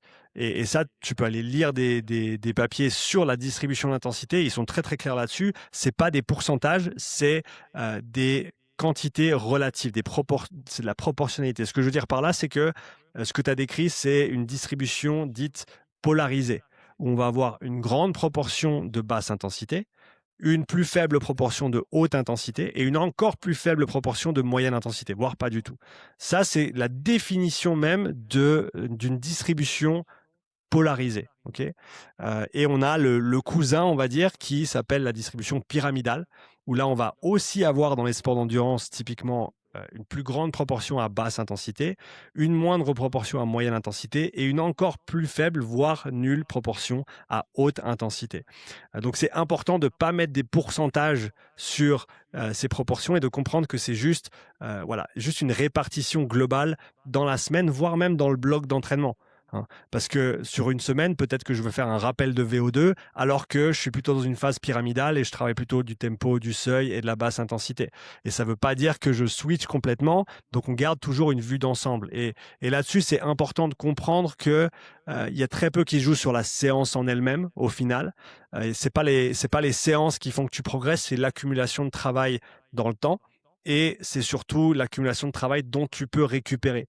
Hein. Il n'y a pas de formule magique sur les entraînements à faire, la durée des entraînements à faire. Il y a qu'est-ce que tu fais maintenant, qu'est-ce que tu peux faire pour progresser vers un petit peu plus fort, un petit peu plus vite, un petit peu plus fréquemment, etc., mais toujours en réussissant à récupérer. Parce que c'est ça le paramètre qui fait que ça fonctionne ou que ça fonctionne pas.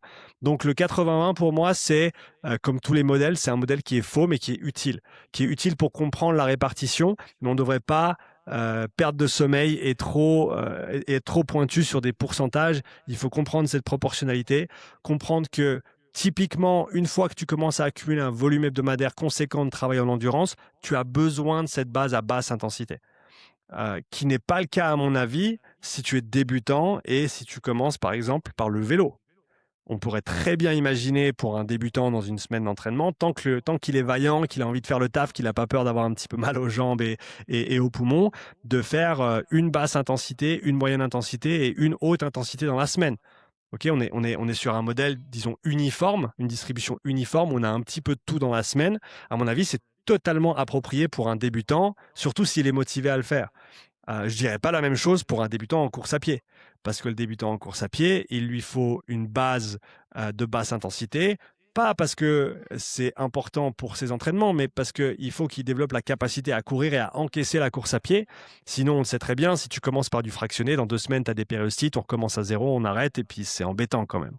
Donc, à mon avis, il faut vraiment contextualiser ces informations et pas se dire que parce que les pros ils font 80-20, parce que les pros ils font 90-10, il faut absolument faire ça. On ne peut pas se caler sur ce que font les pros, parce que les pros, ça fait 15 ans qu'ils s'entraînent, ils s'entraînent 15 à 30 heures par semaine, ils font que ça, ils n'ont pas grand-chose d'autre comme stress à gérer dans leur vie. Et donc, il faut toujours contextualiser l'information et savoir pourquoi est-ce qu'on choisit telle ou telle répartition. Mmh. Et du coup, comment je fais concrètement pour savoir, hem, voilà, cette semaine, combien d'entraînements à basse intensité je fais? Combien d'entraînements à haute intensité je fais? C'est quoi les repères que je dois avoir pour planifier justement ma semaine ou mon mois, quoi? d'entraînement? Typiquement, si tu as déjà un âge d'entraînement qui est de peut-être 2, 3 ans dans la discipline, donc tu as quand même de l'expérience, tu es capable de faire toutes les intensités à l'entraînement de manière sûre, tu maîtrises bien ces entraînements, ça va forcément dépendre combien de séances tu fais dans la semaine. La personne qui court 3 fois dans la semaine aura pas la même répartition que quelqu'un qui court, 10 fois dans la semaine, OK? Donc concrètement, on voit souvent, une proportion, disons, plus importante de basse intensité dans les semaines, même chez les professionnels, hein. Tu regardes, par exemple, ce que font peut-être les Norvégiens en demi-fond, et ben, un Ingebrigtsen, par exemple, tu vas avoir, peut-être 2 fois du double seuil dans la semaine. Quand on dit double seuil, en gros, c'est des jours où ils font de la moyenne intensité 2 fois. Ça peut être des fois 2 fois du seuil, des fois du tempo et du seuil, hem et donc on va se retrouver sur 4, 5 entraînements, disons, intenses dans la semaine. Intense, ça veut dire soit de la moyenne, soit de la haute. En contrepartie de ça, on va voir 6, 7 entraînements à basse intensité. Donc, on a quand même une proportion assez importante. Et au-delà des séances même, je dirais que ce qui est important, à mon avis, c'est de respecter un certain modèle de séance dans la semaine.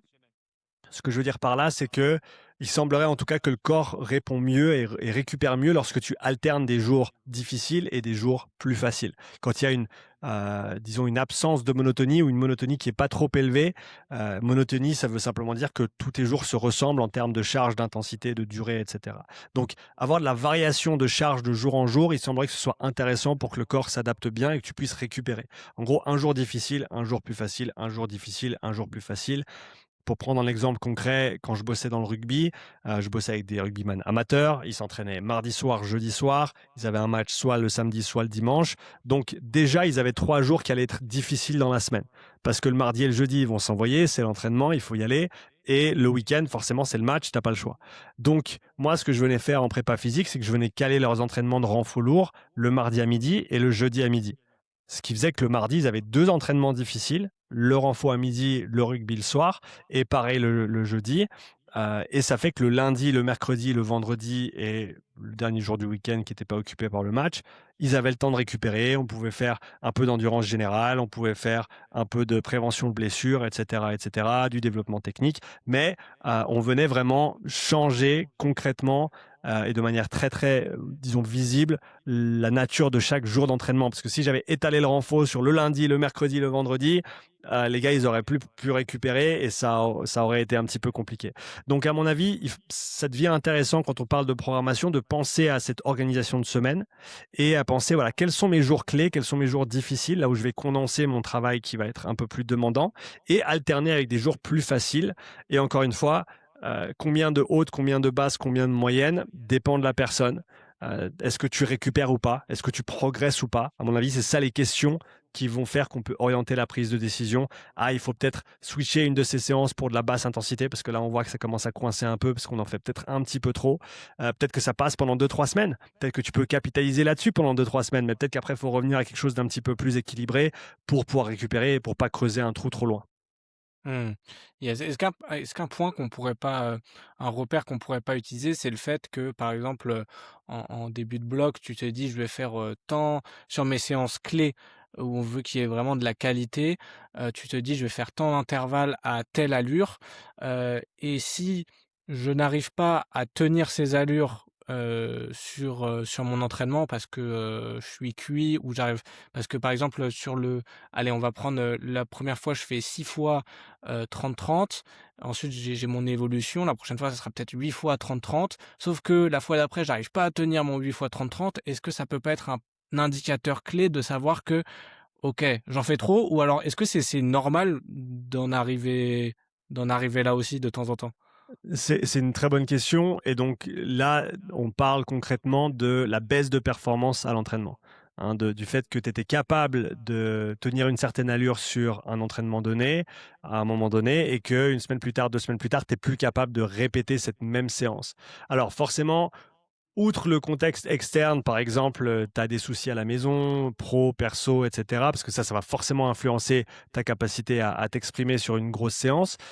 Donc, disons qu'il n'y a pas de souci de ce côté-là, tu continues à dormir OK, mais tu commences à voir que tu as de la peine à répliquer des séances que tu faisais il y a 2 ou 3 semaines en arrière. Concrètement, là, on arrive sur un état de surmenage. C'est pas du surentraînement, mais c'est du surmenage. Et ça, c'est un concept qui est très bien expliqué par Anna El Obri, qui a fait sa thèse il y a quelques années sur le sujet justement du surentraînement et des différents états de fatigue au final. Il définit 3 états de fatigue distincts. La fatigue aiguë, c'est en gros quand tu es fatigué, mais tu arrives à exprimer la même performance sur un entraînement clé comme tu l'as cité. Le surmenage, soit fonctionnel, soit non fonctionnel, qui va inclure donc une baisse de performance sur les entraînements clés. Très certainement aussi des signes en dehors de l'entraînement qui vont pouvoir te dire que tu en fais un petit peu trop. Changement de ton humeur, impact sur le sommeil, qualité du sommeil, quantité du sommeil, ressenti de fraîcheur quand tu te lèves le matin, douleur musculaire de manière générale, ton impulsivité aussi. Hein. Quand tu es en surmenage, tu n'es pas aussi discipliné que tu l'es d'habitude. Peut-être que tu vas plus facilement craquer pour le truc que tu mangerais pas d'habitude ou même dans des décisions de la vie de tous les jours. Donc ça, c'est tous des signes avec la baisse de performance à l'entraînement que tu es en surmenage. Le surmenage, ça va se compenser par un petit peu de repos, typiquement sous quelques jours, voire quelques semaines si tu es allé creuser assez loin. Et le 4e état, ça va être le surentraînement, qui est très très rare au final, mais qui est aussi extrêmement grave d'un point de vue médical. Hein. On est dans un état de fatigue globale qui est avancé, qui se décèle, qui se mesure au niveau hormonal, des dérégulations au niveau de ton système nerveux qui peuvent t'impacter pendant des mois, voire des années. Certains n'en reviennent jamais. Et ça, forcément, c'est dû au fait de pousser le bouchon un peu trop loin constamment pendant plusieurs années, souvent. Donc, il faut bien distinguer ces différents états de fatigue. Et pour revenir à ta question initiale, si tu commences à avoir une baisse de performance sur des entraînements clés, c'est très certainement que tu vas un petit peu trop loin. Soit tu en fais trop à l'entraînement, soit tu récupères pas assez en parallèle. Et typiquement moi, je leverais le pied un petit peu. Il semblerait, en tout cas d'après Anaël, que tu n'as pas besoin d'aller chercher aussi loin pour avoir un entraînement qui est efficace, qui est effectif. Que rester dans la fatigue aiguë, là où tu es fatigué, c'est dur, tu as des courbatures, etc. Mais tu es capable de perfer, tu es capable de bien dormir, tu es capable de ne pas commencer à brûler la chandelle au debout. Il semblerait que ça reste le meilleur moyen d'avoir un entraînement qui soit durable et d'avoir les meilleures performances possibles au final. Contrairement à ce qu'on pensait pendant longtemps, où en fait, plus tu creuses loin, plus tu vas surcompenser et meilleurs seront tes résultats derrière. Il semblerait pas que ce soit si vrai pour la majorité des sports au final. Ouais, et puis surtout que je pense qu'il y a il y a un truc, c'est qu'aussi on va chercher sur les séances clés comme ça, on va essayer de chercher la qualité. Surtout quand tu vas travailler de la haute intensité, c'est quelque chose qui est dur à aller chercher. Et en fait, si tu es un petit peu en dedans, bah tu travailles pas la qualité que tu étais allé chercher. Du coup, ton entraînement ne sert pas à rien, mais tu es à côté enfin, tout ce que tu as fait avant, tout ce dont on a parlé, le testing, et cetera, va plus servir à grand chose si tu es dans ce cas de figure-là. Et là, tu touches sur un point important, je me permets de rebondir, qui est que il faut prendre chaque entraînement dans son contexte. Le contexte, c'est quoi? C'est le sportif. C'est la réalité quotidienne du sportif. C'est qu'est-ce qui se passe à la maison, qu'est-ce qui se passe au boulot, comment est-ce que j'ai dormi, comment est-ce que je m'alimente, dans quelle période de l'année on se trouve. Est-ce que tu es en plein milieu de l'été? Est-ce que tu viens de transitionner sur le mois de novembre où on n'a plus de vitamine D du soleil, où il commence à faire froid, où le système immunitaire n'est plus dans les meilleures conditions? Et tout ça, ça a un impact sur la manière dont on va pouvoir performer à l'entraînement. Et il faut savoir être flexible avec ce qu'on va faire. Il faut savoir déceler, comme tu l'as dit. Normalement, je partais sur un 8 fois ou un 10 fois 30-30, mais aujourd'hui, je vois que même dans l'échauffement, dans les 2-3 premières reps, je vois que je ne l'ai pas en moi. Est-ce que ça vaut la peine de juste faire pour faire? Est-ce qu'on fait peut-être un seuil peut-être même un seuil norvégien à la place. On va quand même exprimer des vitesses qui sont intéressantes, mais on va réduire la charge interne au niveau métabolique en allongeant par exemple les repos et en réduisant la distance de travail. Est-ce que je fais une séance de fondamentale parce que j'ai rien d'autre dans les pattes? Est-ce que je coupe, je rentre à la maison, je me repose et je vis pour m'entraîner un autre jour? Donc ça, c'est des décisions qu'il faut savoir prendre. C'est souvent difficile de le faire au début parce que on pense que le plan, c'est le plan et qu'il faut suivre le plan coûte que coûte. Mais non, en fait, la réalité de l'entraînement, c'est que c'est un ajustement tous les jours. C'est une communication de concert entre l'athlète, le sportif et le coach. Et il faut savoir utiliser en fait tous ces outils pour ajuster les séances au quotidien, pour décider quoi faire, quoi pas faire, quoi modifier, et qu'au final, la ligne directrice, si on veut, c'est qu'est-ce que je peux faire pour continuer à m'entraîner de manière qualitative en perpétuité. Parce que c'est ça qui va t'apporter les meilleurs résultats. Donc, risquer la blessure, risquer de tomber malade parce que tu en fais trop pendant une semaine, etc. Souvent, ça n'en vaut pas la peine sur le long terme parce que tu vas perdre une semaine d'entraînement parce que tu étais au fond du pieu. Tu vas te blesser, ça va prendre 3 mois pour revenir et tu peux pas courir. Donc, vraiment avoir cette perspective à long terme, je sais que c'est dur quand on est dans l'entraînement, quand on a envie de s'entraîner, quand on aime s'entraîner, mais il faut prendre ces choses-là en considération. C'est pour ça aussi qu'on engage des coachs. C'est pour ça qu'on se fait encadrer par des professionnels et ils vont pouvoir nous aider à raisonner, à prendre les meilleures décisions et à voir un peu plus loin que le bout de son propre nez. Bon, du coup, désolé, petite coupure. Du coup, je te demandais, Sean, pour toi, comment tu fais pour analyser, enfin, pour dire à un athlète qui doit lever le pied? Est-ce que tu as des indicateurs? Je pense par exemple au HRV, mais est-ce que t'as aussi t'as pas des questionnaires ou des outils comme ça qui vont te permettre de dire, tiens, là, toi, il faut que tu lèves le pied aujourd'hui, il faut soit pas que tu ailles t'entraîner, soit que tu fasses un entraînement vraiment tranquille, sinon, bah, on risque de t'emmener vers le surmenage, quoi. Les athlètes avec lesquels je bosse actuellement, j'ai de la chance parce qu'ils ont beaucoup d'expérience dans le sport. Ils sont extrêmement professionnels dans leur manière de s'entraîner. Ils sont très très à l'écoute de leur corps et souvent ils le savent quand ça va pas le matin et ils n'ont pas peur de le dire. Donc les méthodes employées vont grandement évoluer ou changer selon le profil de la personne aussi. Quelqu'un qui a beaucoup de peine à s'écouter, qui a beaucoup de peine à être honnête avec le fait qu'il se sent pas bien le matin, que ça va pas, que ça fait 3 jours qu'il dort pas, eh ben peut-être que d'avoir un HRV, ça permet d'objectifier un petit peu les choses et de voir quelque chose parce qu'il y a un manque de communication derrière. Ou alors simplement de corroborer certaines choses qu'on va voir en discussion. Donc ça peut être intéressant. Il y a le questionnaire du matin, simplement se poser la question comment tu te sens ce matin. Quelles sont tes douleurs musculaires, ton humeur, la qualité de ton sommeil, ta motivation à t'entraîner. Ces choses-là, c'est des choses très très simples. Et typiquement, si tu t'entraînes avec quelqu'un, si tu coaches quelqu'un sur le terrain et que tu es avec eux tous les jours ou plusieurs fois par semaine, tout ça, c'est inclus dans la question comment ça va quand tu commences la séance. Et pour moi, c'est la question la plus importante en coaching, c'est comment ça va, et pas juste comment ça va en surface, mais concrètement, quand tu connais une personne, tu la regardes droit dans les yeux et tu lui poses la question, tu sais si ça va ou si ça va pas, tu sais ce qu'il y a, et la manière de répondre, la manière de se tenir, la manière dont la personne est entrée dans la salle, est-ce qu'elle parle ou pas avec les autres personnes qui sont là. Ça, c'est tous des petits indicateurs qu'il faut savoir lire et apprendre à contextualiser pour les athlètes qu'on a en coaching. Après, encore une fois, si on est à distance, c'est un petit peu plus dur, mais oui, le HRV peut être intéressant. Les petits questionnaires de wellness le matin peuvent être intéressants aussi, ou simplement poser la question. Voilà. Et que l'athlète comprenne bien. Moi, je sais que ça, c'est quelque chose que je rabâche à longueur de journée au début quand je collabore avec un athlète. C'est que il faut que tu prennes ton état du jour en compte quand tu vas faire ta séance. Et je préfère que tu me dises: «Ah ouais, là, ça va vraiment pas», et je préfère que tu fasses un autre truc aujourd'hui et qu'on décale la grosse séance que tu devais faire aujourd'hui à plus tard dans la semaine, si ça veut dire que tu auras plus de billes à jouer sur cette séance, que tu seras, plus en forme, mieux reposé et qu'on aura une séance plus qualitative au final. Parce qu'encore une fois, créer de la fatigue pour créer de la fatigue, c'est facile. Tout le monde peut écrire un programme pour être fatigué.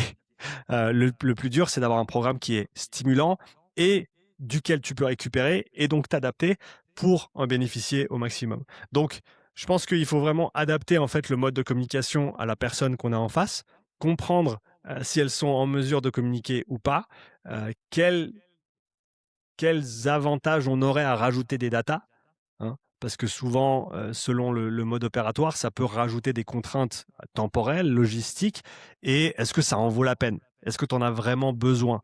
Est-ce que passer 5 minutes couché, 5 minutes debout tous les matins pour avoir le HRV parfait, alors que tu t'entraînes 3 fois semaine, est-ce que c'est vraiment pertinent et ça va changer quelque chose à ta manière de t'entraîner, à tes performances? Et est-ce que la personne va le faire dans la durée? Hein, ou est-ce qu'elle va le faire pendant 2 mois, puis après ça va la saouler, puis après elle va arrêter? Donc à mon avis, il faut bien choisir ses outils et il faut bien penser aussi à la charge mentale de l'athlète parce que ces choses-là, c'est aussi des choses auxquelles eux, ils doivent penser en plus si tu es pas avec eux, et donc il faut bien peser le pour et le contre à mon avis. Mmh. Ouais, très, très clair, très clair. Et du coup, donc là, on s'est testé. Après s'être testé, on est allé s'entraîner et pour beaucoup de gens, quand on s'entraîne, c'est pour aller en compétition. Hem, Comment, pour quelqu'un qui veut performer, comment est-ce qu'on, construit une saison? Comment est-ce qu'on choisit ses objectifs aussi? Parce que, bah, on est un petit peu avec les réseaux dans la mode de, tout le monde a envie de faire un marathon, tout le monde a envie de se mettre à l'ultra. Heu, comment on fait pour choisir les bons objectifs, heu, à mettre par rapport à son niveau? Je pense que le lien que tu fais là, il est vraiment, vraiment très, très important. Il faut se poser la question où je suis maintenant et où je veux aller. Quelqu'un qui débute la course à pied, pour moi, c'est aberrant de se dire j'ai jamais couru, mais je veux courir un marathon. Alors, je dis pas que tu le feras jamais, au contraire, je te le souhaite. Mais est-ce que on n'aurait pas meilleur temps comme étape intermédiaire de se dire ben, je vais d'abord courir un 5K. Je vais d'abord apprendre à courir, je vais apprendre à tenir un footing pendant un certain temps, je vais être en mesure de faire différents types d'entraînement, je vais ensuite courir un 5K, je vais ensuite peut-être en courir un autre, ensuite un 10K et je vais monter progressivement. Donc à mon avis, ça c'est le rôle du coach aussi, de savoir structurer les objectifs de la personne, de les entendre forcément et de pas juste venir mettre des bâtons dans les roues en disant non, ça va pas, c'est pas un bon objectif. Tous les objectifs sont bons du moment où les personnes sont motivées pour les atteindre. Mais ensuite, c'est notre travail, le travail du coach, de mettre les bonnes étapes intermédiaires pour y arriver et de bien expliquer pourquoi on va chercher ces étapes intermédiaires et qu'est-ce qu'on veut éviter, souvent la blessure, ok, qui va encore une fois te faire recommencer à zéro et te remettre 3 mois ou 4 mois en arrière. Donc, à mon avis, il faut choisir ses objectifs par rapport à quelque chose qui t'anime, quelque chose que tu as envie de faire, et ensuite en adéquation avec ton niveau actuel ou ce que tu vas être en tout cas capable de faire dans la préparation pour cet objectif. Et ensuite, une fois que tu as défini ton objectif, donc là, je veux courir un 5K dans 2 mois ou 3 mois, je veux courir un 10K plus tard cette année, et ben, concrètement, la manière la plus simple, à mon avis, de programmer en vue d'une échéance compétitive, c'est de penser à reculons, en fait, par rapport à la date de la course, dans ce cas-là. Donc, disons que j'ai une course qui prend place dans 3 mois. J'ai 3 mois pour me préparer pour, un 5 kilomètres. Comment est-ce que je vais organiser mes entraînements pour arriver en forme, le jour de la course? Et forcément, ça va dépendre de ton niveau actuel. Est-ce que tu es capable de tout faire? Est-ce que tu as un entraînement qui est bien équilibré? Par exemple, si tu as déjà fait pas mal de fractionnés, récemment, ça peut valoir le coup de basculer pendant peut-être 6 semaines, 8 semaines au maximum sur quelque chose d'un peu plus général, donc qui va être peut-être moins aligné avec les besoins spécifiques du 5K. On peut penser notamment à du travail pyramidal qui se déclinerait donc avec du fondamental, du seuil par exemple. Je pense que c'est quand même bien de garder un petit peu de travail de vitesse pour pas perdre cette stimulation mécanique de la course à pied à plus haute vitesse, qui vont être nécessaires ensuite pour le 5K ou des entraînements plus intenses. Et donc, si on a fait 6 semaines, voire 8 semaines là-dessus, on rebascule ensuite pendant 4 à 6 semaines sur des entraînements spécifiques. Donc là, on va venir sur des entraînements spé 5K, on va parler en allure de course ou en allure cible, et on va vraiment se préparer pour la course. Donc, on va un petit peu à reculons, si tu veux, par rapport à l'échéance. Une fois que tu as fait ton 5K, peut-être que ta prochaine échéance, c'est du 10K, voire peut-être tu t'es tout de suite inscrit pour un semi-marathon. Et ben là, les demandes sont pas vraiment les mêmes, hein. La vitesse de course, la durée de course, et donc dans ce cas-là, ben, on irait dans le sens inverse. Donc on commencerait peut-être avec une phase générale qui serait polarisée, dont on a discuté tout à l'heure. Donc, on garderait de la haute intensité, peut-être développer un petit peu le VO2 max. Et une fois qu'on a passé cette phase générale, eh ben, on basculera sur une phase spécifique semi-marathon avec des entraînements qui seront plus longs, mais moins intenses, moins rapides en tout cas au niveau de l'allure qui va être courue pour correspondre à ce qu'on doit préparer pour l'échéance. Donc, j'aime bien penser avec ces deux grandes catégories, générale loin de la compétition, spécifique proche de la compétition. Typiquement, sur les phases générales, on va viser des qualités physiologiques, des zones d'entraînement par rapport au profil, par rapport au profilage qu'on a fait. Alors que lorsqu'on est en phase spécifique et qu'on se rapproche de la course, on va penser en distance de course, on va penser en kilomètres et en intervalle par kilomètre. On va penser en vitesse ou en allure de course, en vitesse, allure, cible. On va pouvoir avoir une approche assez cohérente comme ça sur le moyen long terme en préparation. Mmh.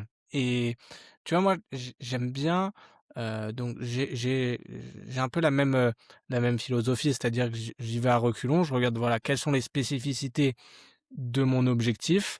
Je sais qu'avant l'objectif, je vais devoir travailler ce qui s'en rapproche le plus et après aller travailler tout le reste parce que, par exemple, tu vois, même si je vais être, là, je prends mon cas sur des trails qui vont commencer à être assez longs, au-delà de 40 kilomètres, je vais quand même faire de la haute intensité avant parce que, je vais venir tirer un petit peu toutes mes zones vers le haut et je vais avoir des bénéfices même à basse intensité. Et moi, ce que j'aime bien faire, c'est, tu vois, toutes ces qualités physiques, les ranger dans des blocs de travail. Moi, je sais que, les blocs qui fonctionnent bien, c'est 3 semaines de travail progressif sur la qualité que je suis en train de travailler. Une semaine un peu plus, light niveau volume. Est-ce que toi, c'est une approche qui te paraît convenable? Ou est-ce que, par exemple, il y a des qualités qui demanderaient plus de temps, tu vois, par exemple, que 3 semaines pour être développées? Et est-ce que c'est important d'avoir justement aussi ces périodes light de temps en temps pour arriver à encaisser le travail que tu as fait juste avant? Je pense que le format que tu as cité, 3 semaines de charge progressive et ensuite une semaine de deload, c'est un format assez classique. C'est honnêtement quelque chose qui marche très très bien pour la majeure partie des gens et dans la majeure partie des situations. Je pense que pour viser une qualité, tu peux faire ça une fois, tu peux le faire même 2 voire 3 fois, des fois même 4 fois derrière où tu vas répéter en fait cette même séquence, mais à chaque bloc successif, ça va monter un petit peu plus, soit en durée, soit en intensité. Et ça, c'est quelque chose qui peut fonctionner à mon avis pendant 2 3 mois, voire un petit peu plus selon les qualités que tu vas viser. Et typiquement, je dirais que plus la qualité visée demande des entraînements qui sont intenses, et plus la durée totale de cette phase dans laquelle on va cibler ces qualités sera courte. Hein. Donc, par exemple, sur du pyramidal, on va viser du travail au seuil, du travail de soutien sur des plus longs temps et distances. Typiquement, on peut faire 8 semaines, 12 semaines, voire 16 semaines là-dessus, sans trop de soucis.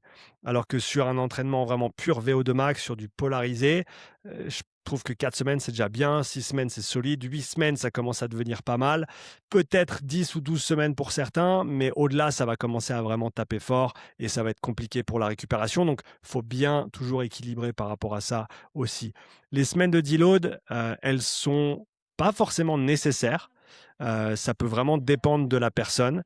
Je prends l'exemple de Claudia avec qui je bosse en CrossFit depuis plusieurs années maintenant. Et chaque année, on fait évoluer le plan d'entraînement et la séquence des semaines pour forcément essayer de trouver quelque chose de nouveau, trouver quelque chose qui fonctionne pour elle à ce moment-là par rapport aux objectifs. On a utilisé ces blocs de 3 semaines on, une semaine tranquille pendant pas mal de temps. Et là, cette année, sur la pré-saison, on est passé sur quelque chose d'un petit peu plus ondulatoire. On avait une semaine qui était plus orientée force, une semaine qui était plus orientée cardio de manière générale, et on faisait un deload quand elle en avait besoin.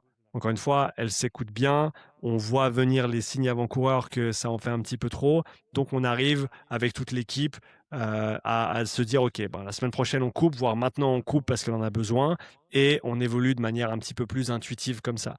Donc je pense que c'est un très bon format de départ, 3 semaines on, une semaine tranquille, et que ça peut bien correspondre aussi à des gens qui ont des contraintes personnelles, par exemple des vacances. Tu as une semaine de vacances qui vient se caler dans le programme, tu ne l'avais pas prévu au départ toi en tant que coach, c'est un problème. Donc, prends Si tu as des gens qui partent en vacances, qui ont des semaines de vacances, prends ces semaines de vacances quand tu écris ton plan. Fais en sorte que ce soit des semaines de deload à la base et après articule tes semaines ou tes blocs là autour. À mon avis, ça a énormément de sens de travailler de cette manière-là. Et donc, je pense que c'est intéressant de garder cet équilibre entre des semaines plus difficiles, des blocs de semaines plus difficiles.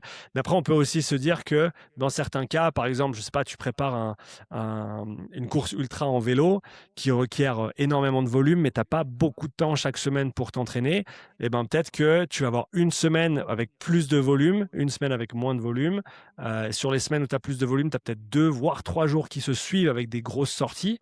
Ça te permet d'accumuler sur de la densité, comme tu pourrais faire sur des préparations trail où tu vas faire un week-end choc, comme certains les appellent, où tu vas avoir 2 gros jours l'un après l'autre qui te permettent de te préparer pour une longue course. Mais peut-être que tu n'es pas en mesure de faire ça chaque semaine, donc tu vas alterner une semaine difficile, une semaine facile, une semaine difficile, une semaine facile, afin de vraiment pouvoir préparer cet event au mieux malgré tes contraintes personnelles.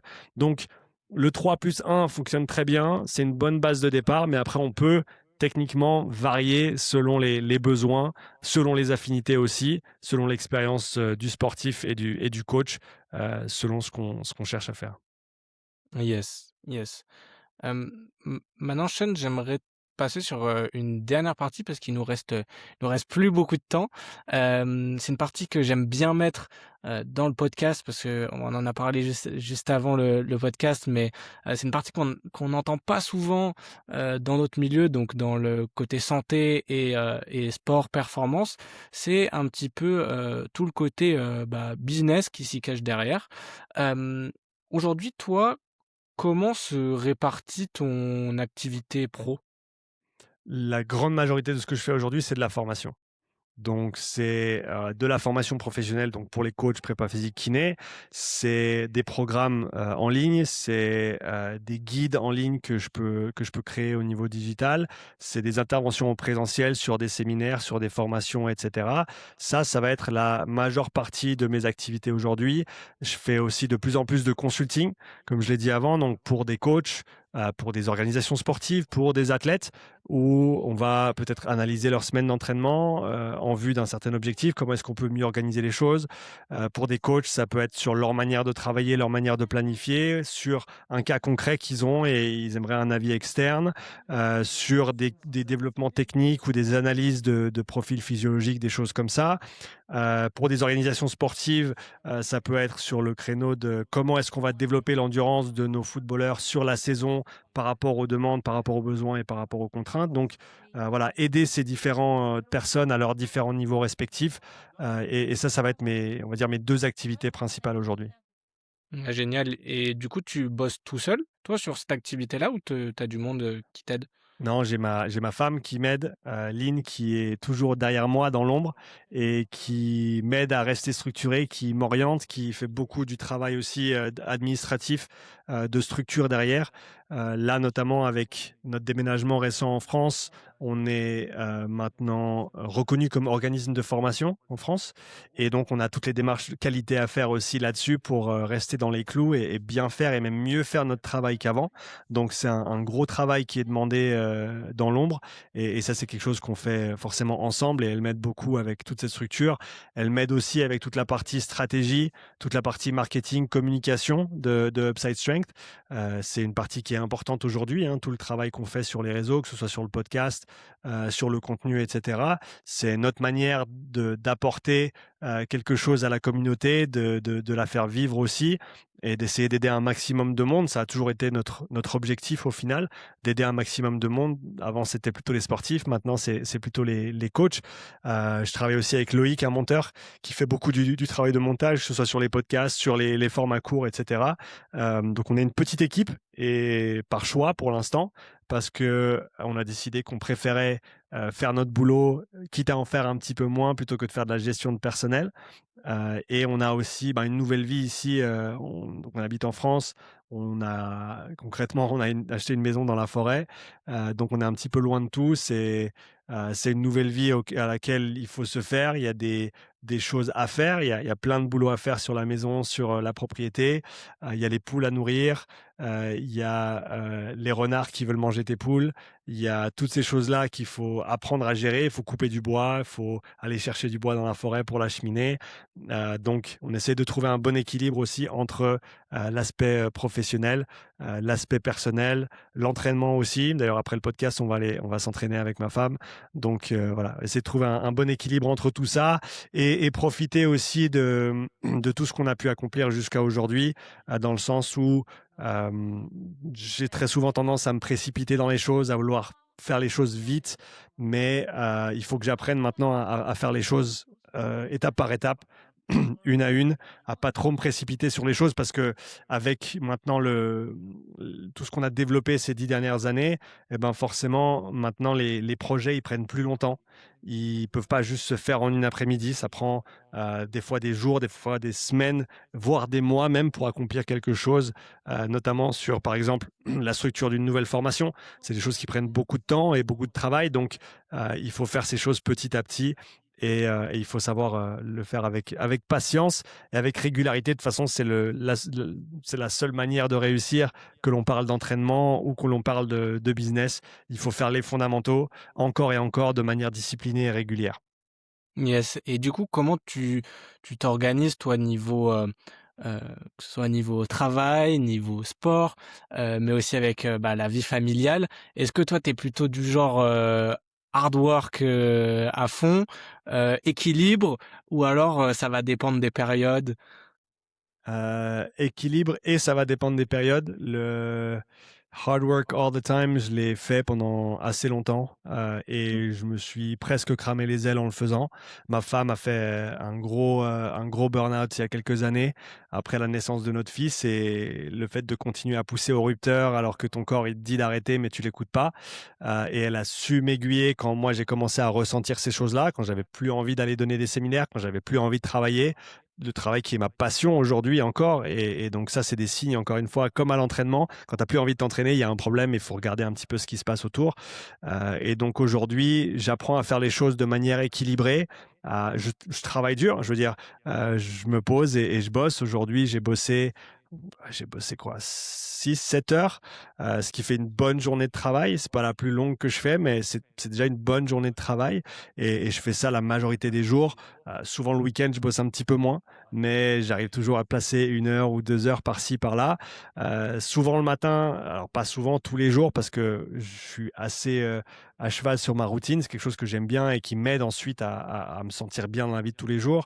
Je me couche typiquement entre 22 heures et 22h30. Je me lève entre 6 heures et 6h30. Je me fais un thé ou un café, ça dépend des matins. Je fais mon stretching pendant 20-25 minutes. À 6h50, je lève mon fils, je lui fais à manger, je le prépare pour qu'il aille à l'école. Il part à l'école à 7h30. Ensuite, moi, je vais manger mon petit-déj. Souvent, je fais le petit-déj pour Lynn et moi. Ensuite, on va nourrir les poules. Si là, on avait de la neige ces derniers temps, donc c'est difficile de sortir avec le chien le matin, mais typiquement, on va aller marcher tout de suite après ça. Et je vais commencer le boulot vers 9h, 9h30, des fois 10h.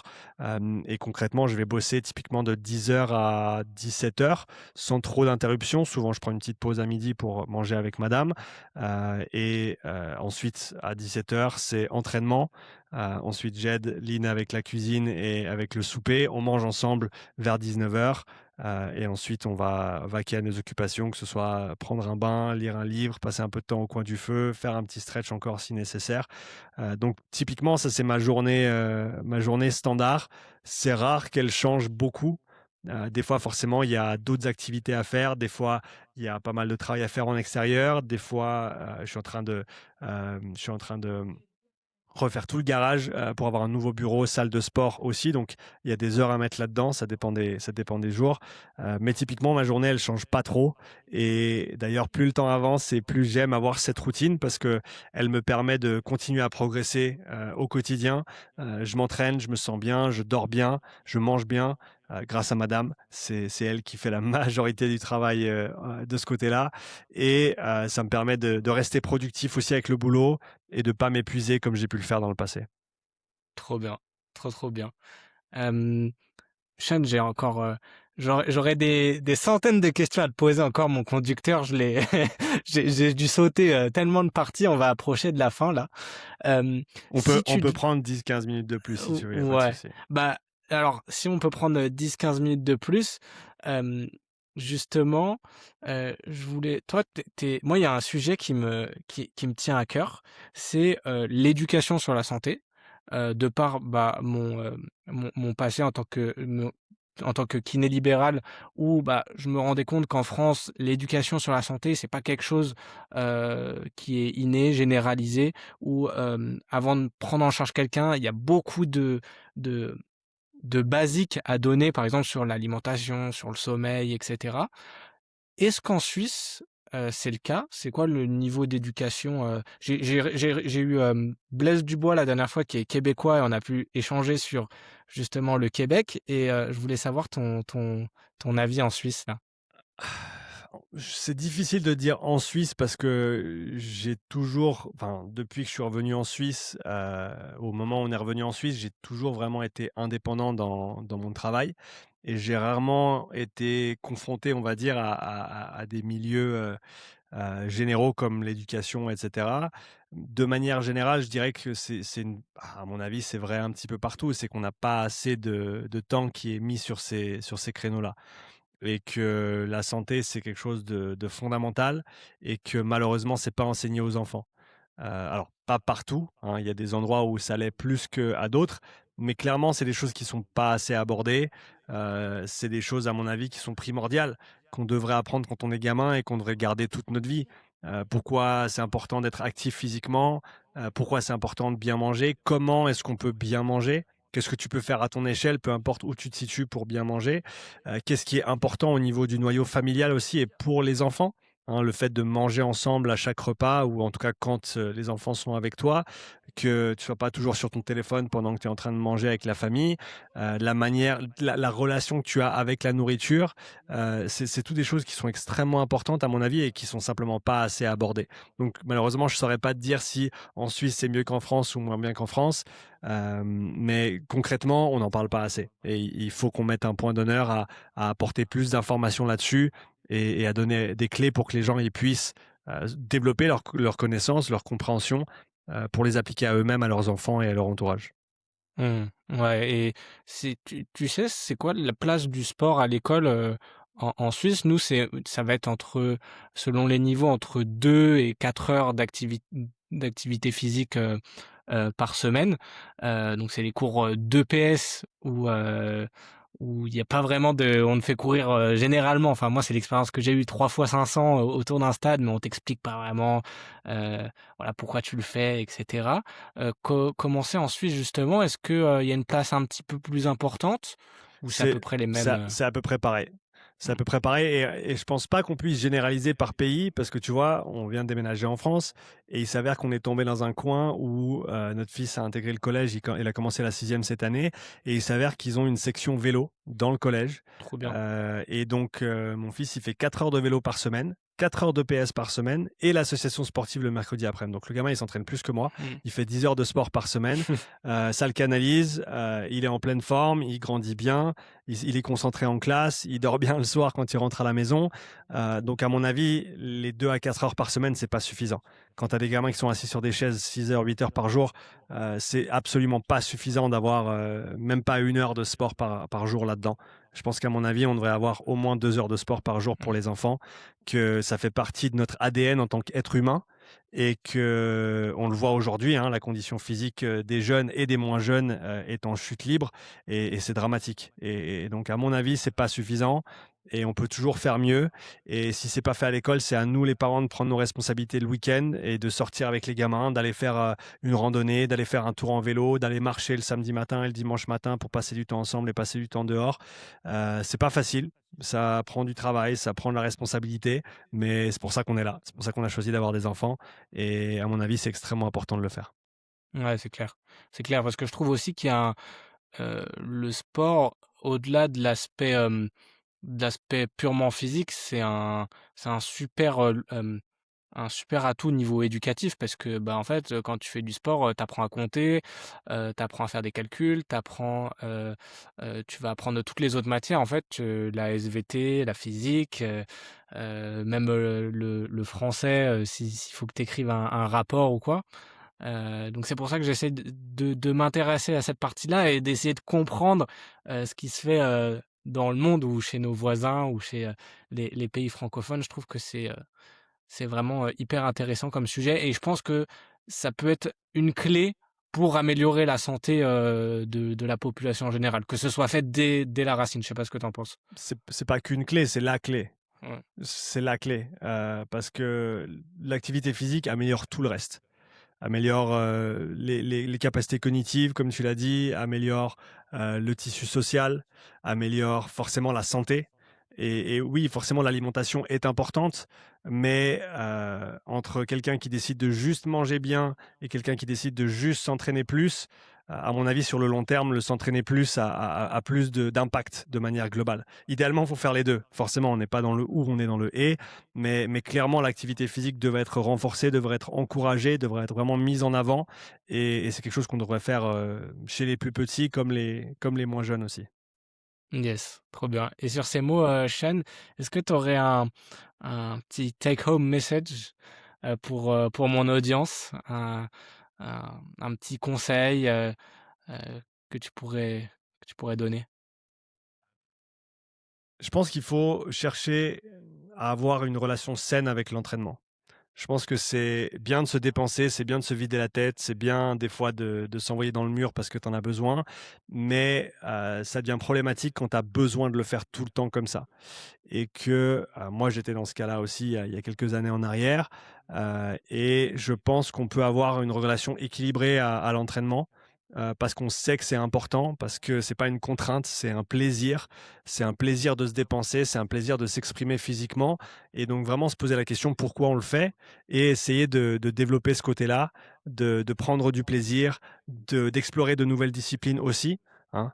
Je pense que c'est bien d'être multisport, c'est bien de peut-être au cours de l'année de changer un petit peu de pratique, d'explorer d'autres choses, et de continuer à développer ses connaissances. Comme tu l'as dit, c'est une opportunité de développer d'autres choses aussi en parallèle et on parle notamment des compétences motrices, hein. Si tu fais que courir et que tu es allergique, au renfort, que tu aimes pas le vélo, que tu veux pas faire ci, tu veux pas faire ça, à un moment donné, ça peut se retourner contre toi et donc d'avoir une vision un peu plus globale du sport, d'avoir une perspective un petit peu plus long terme de l'activité sportive, pas juste penser à la performance, mais aussi penser à la santé et à la longévité et c'est des choses qui vont être très, très pertinentes et pour ceux qui font pas de renfort, faites du renfort.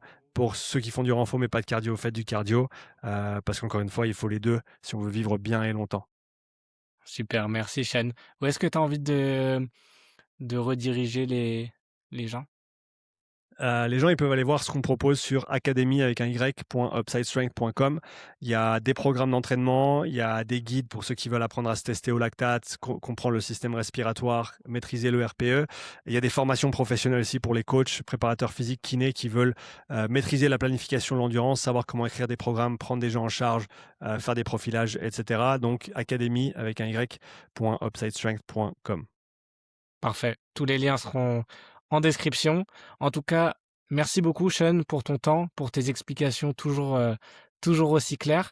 Comme je t'ai dit, j'ai plein de questions que j'ai dû squeezer, toute la partie sur la respiration, etc. C'est quelque chose que je voulais te poser, mais ça sera pour une autre fois. Je voulais vraiment te remercier pour le temps que tu as pris, mais aussi pour tout ce que tu fais parce que tu vois, c'est en t'écoutant aussi que j'ai pu acquérir beaucoup de compétences gratuitement parce que le podcast, voilà, c'est en ligne. Donc voilà, je voulais te remercier pour ça aussi. Merci à toi Thomas et tout le boulot que tu fais avec le podcast. Je pense que partager, c'est apprendre et partager, c'est ce qu'il faut pour faire avancer justement ces discussions, faire avancer la compréhension globale des gens, faire en sorte que les gens soient mieux sensibilisés à l'entraînement, à son importance et à faire les choses de manière cohérente. Donc c'était un plaisir d'échanger avec toi aujourd'hui et grave partant pour une deuxième édition dans un mois ou deux pour aller un petit peu plus loin sur les sujets que tu n'as pas pu aborder. Allez, carrément. Merci beaucoup, Sean. Super, à À la bientôt. prochaine. Ciao. Salut.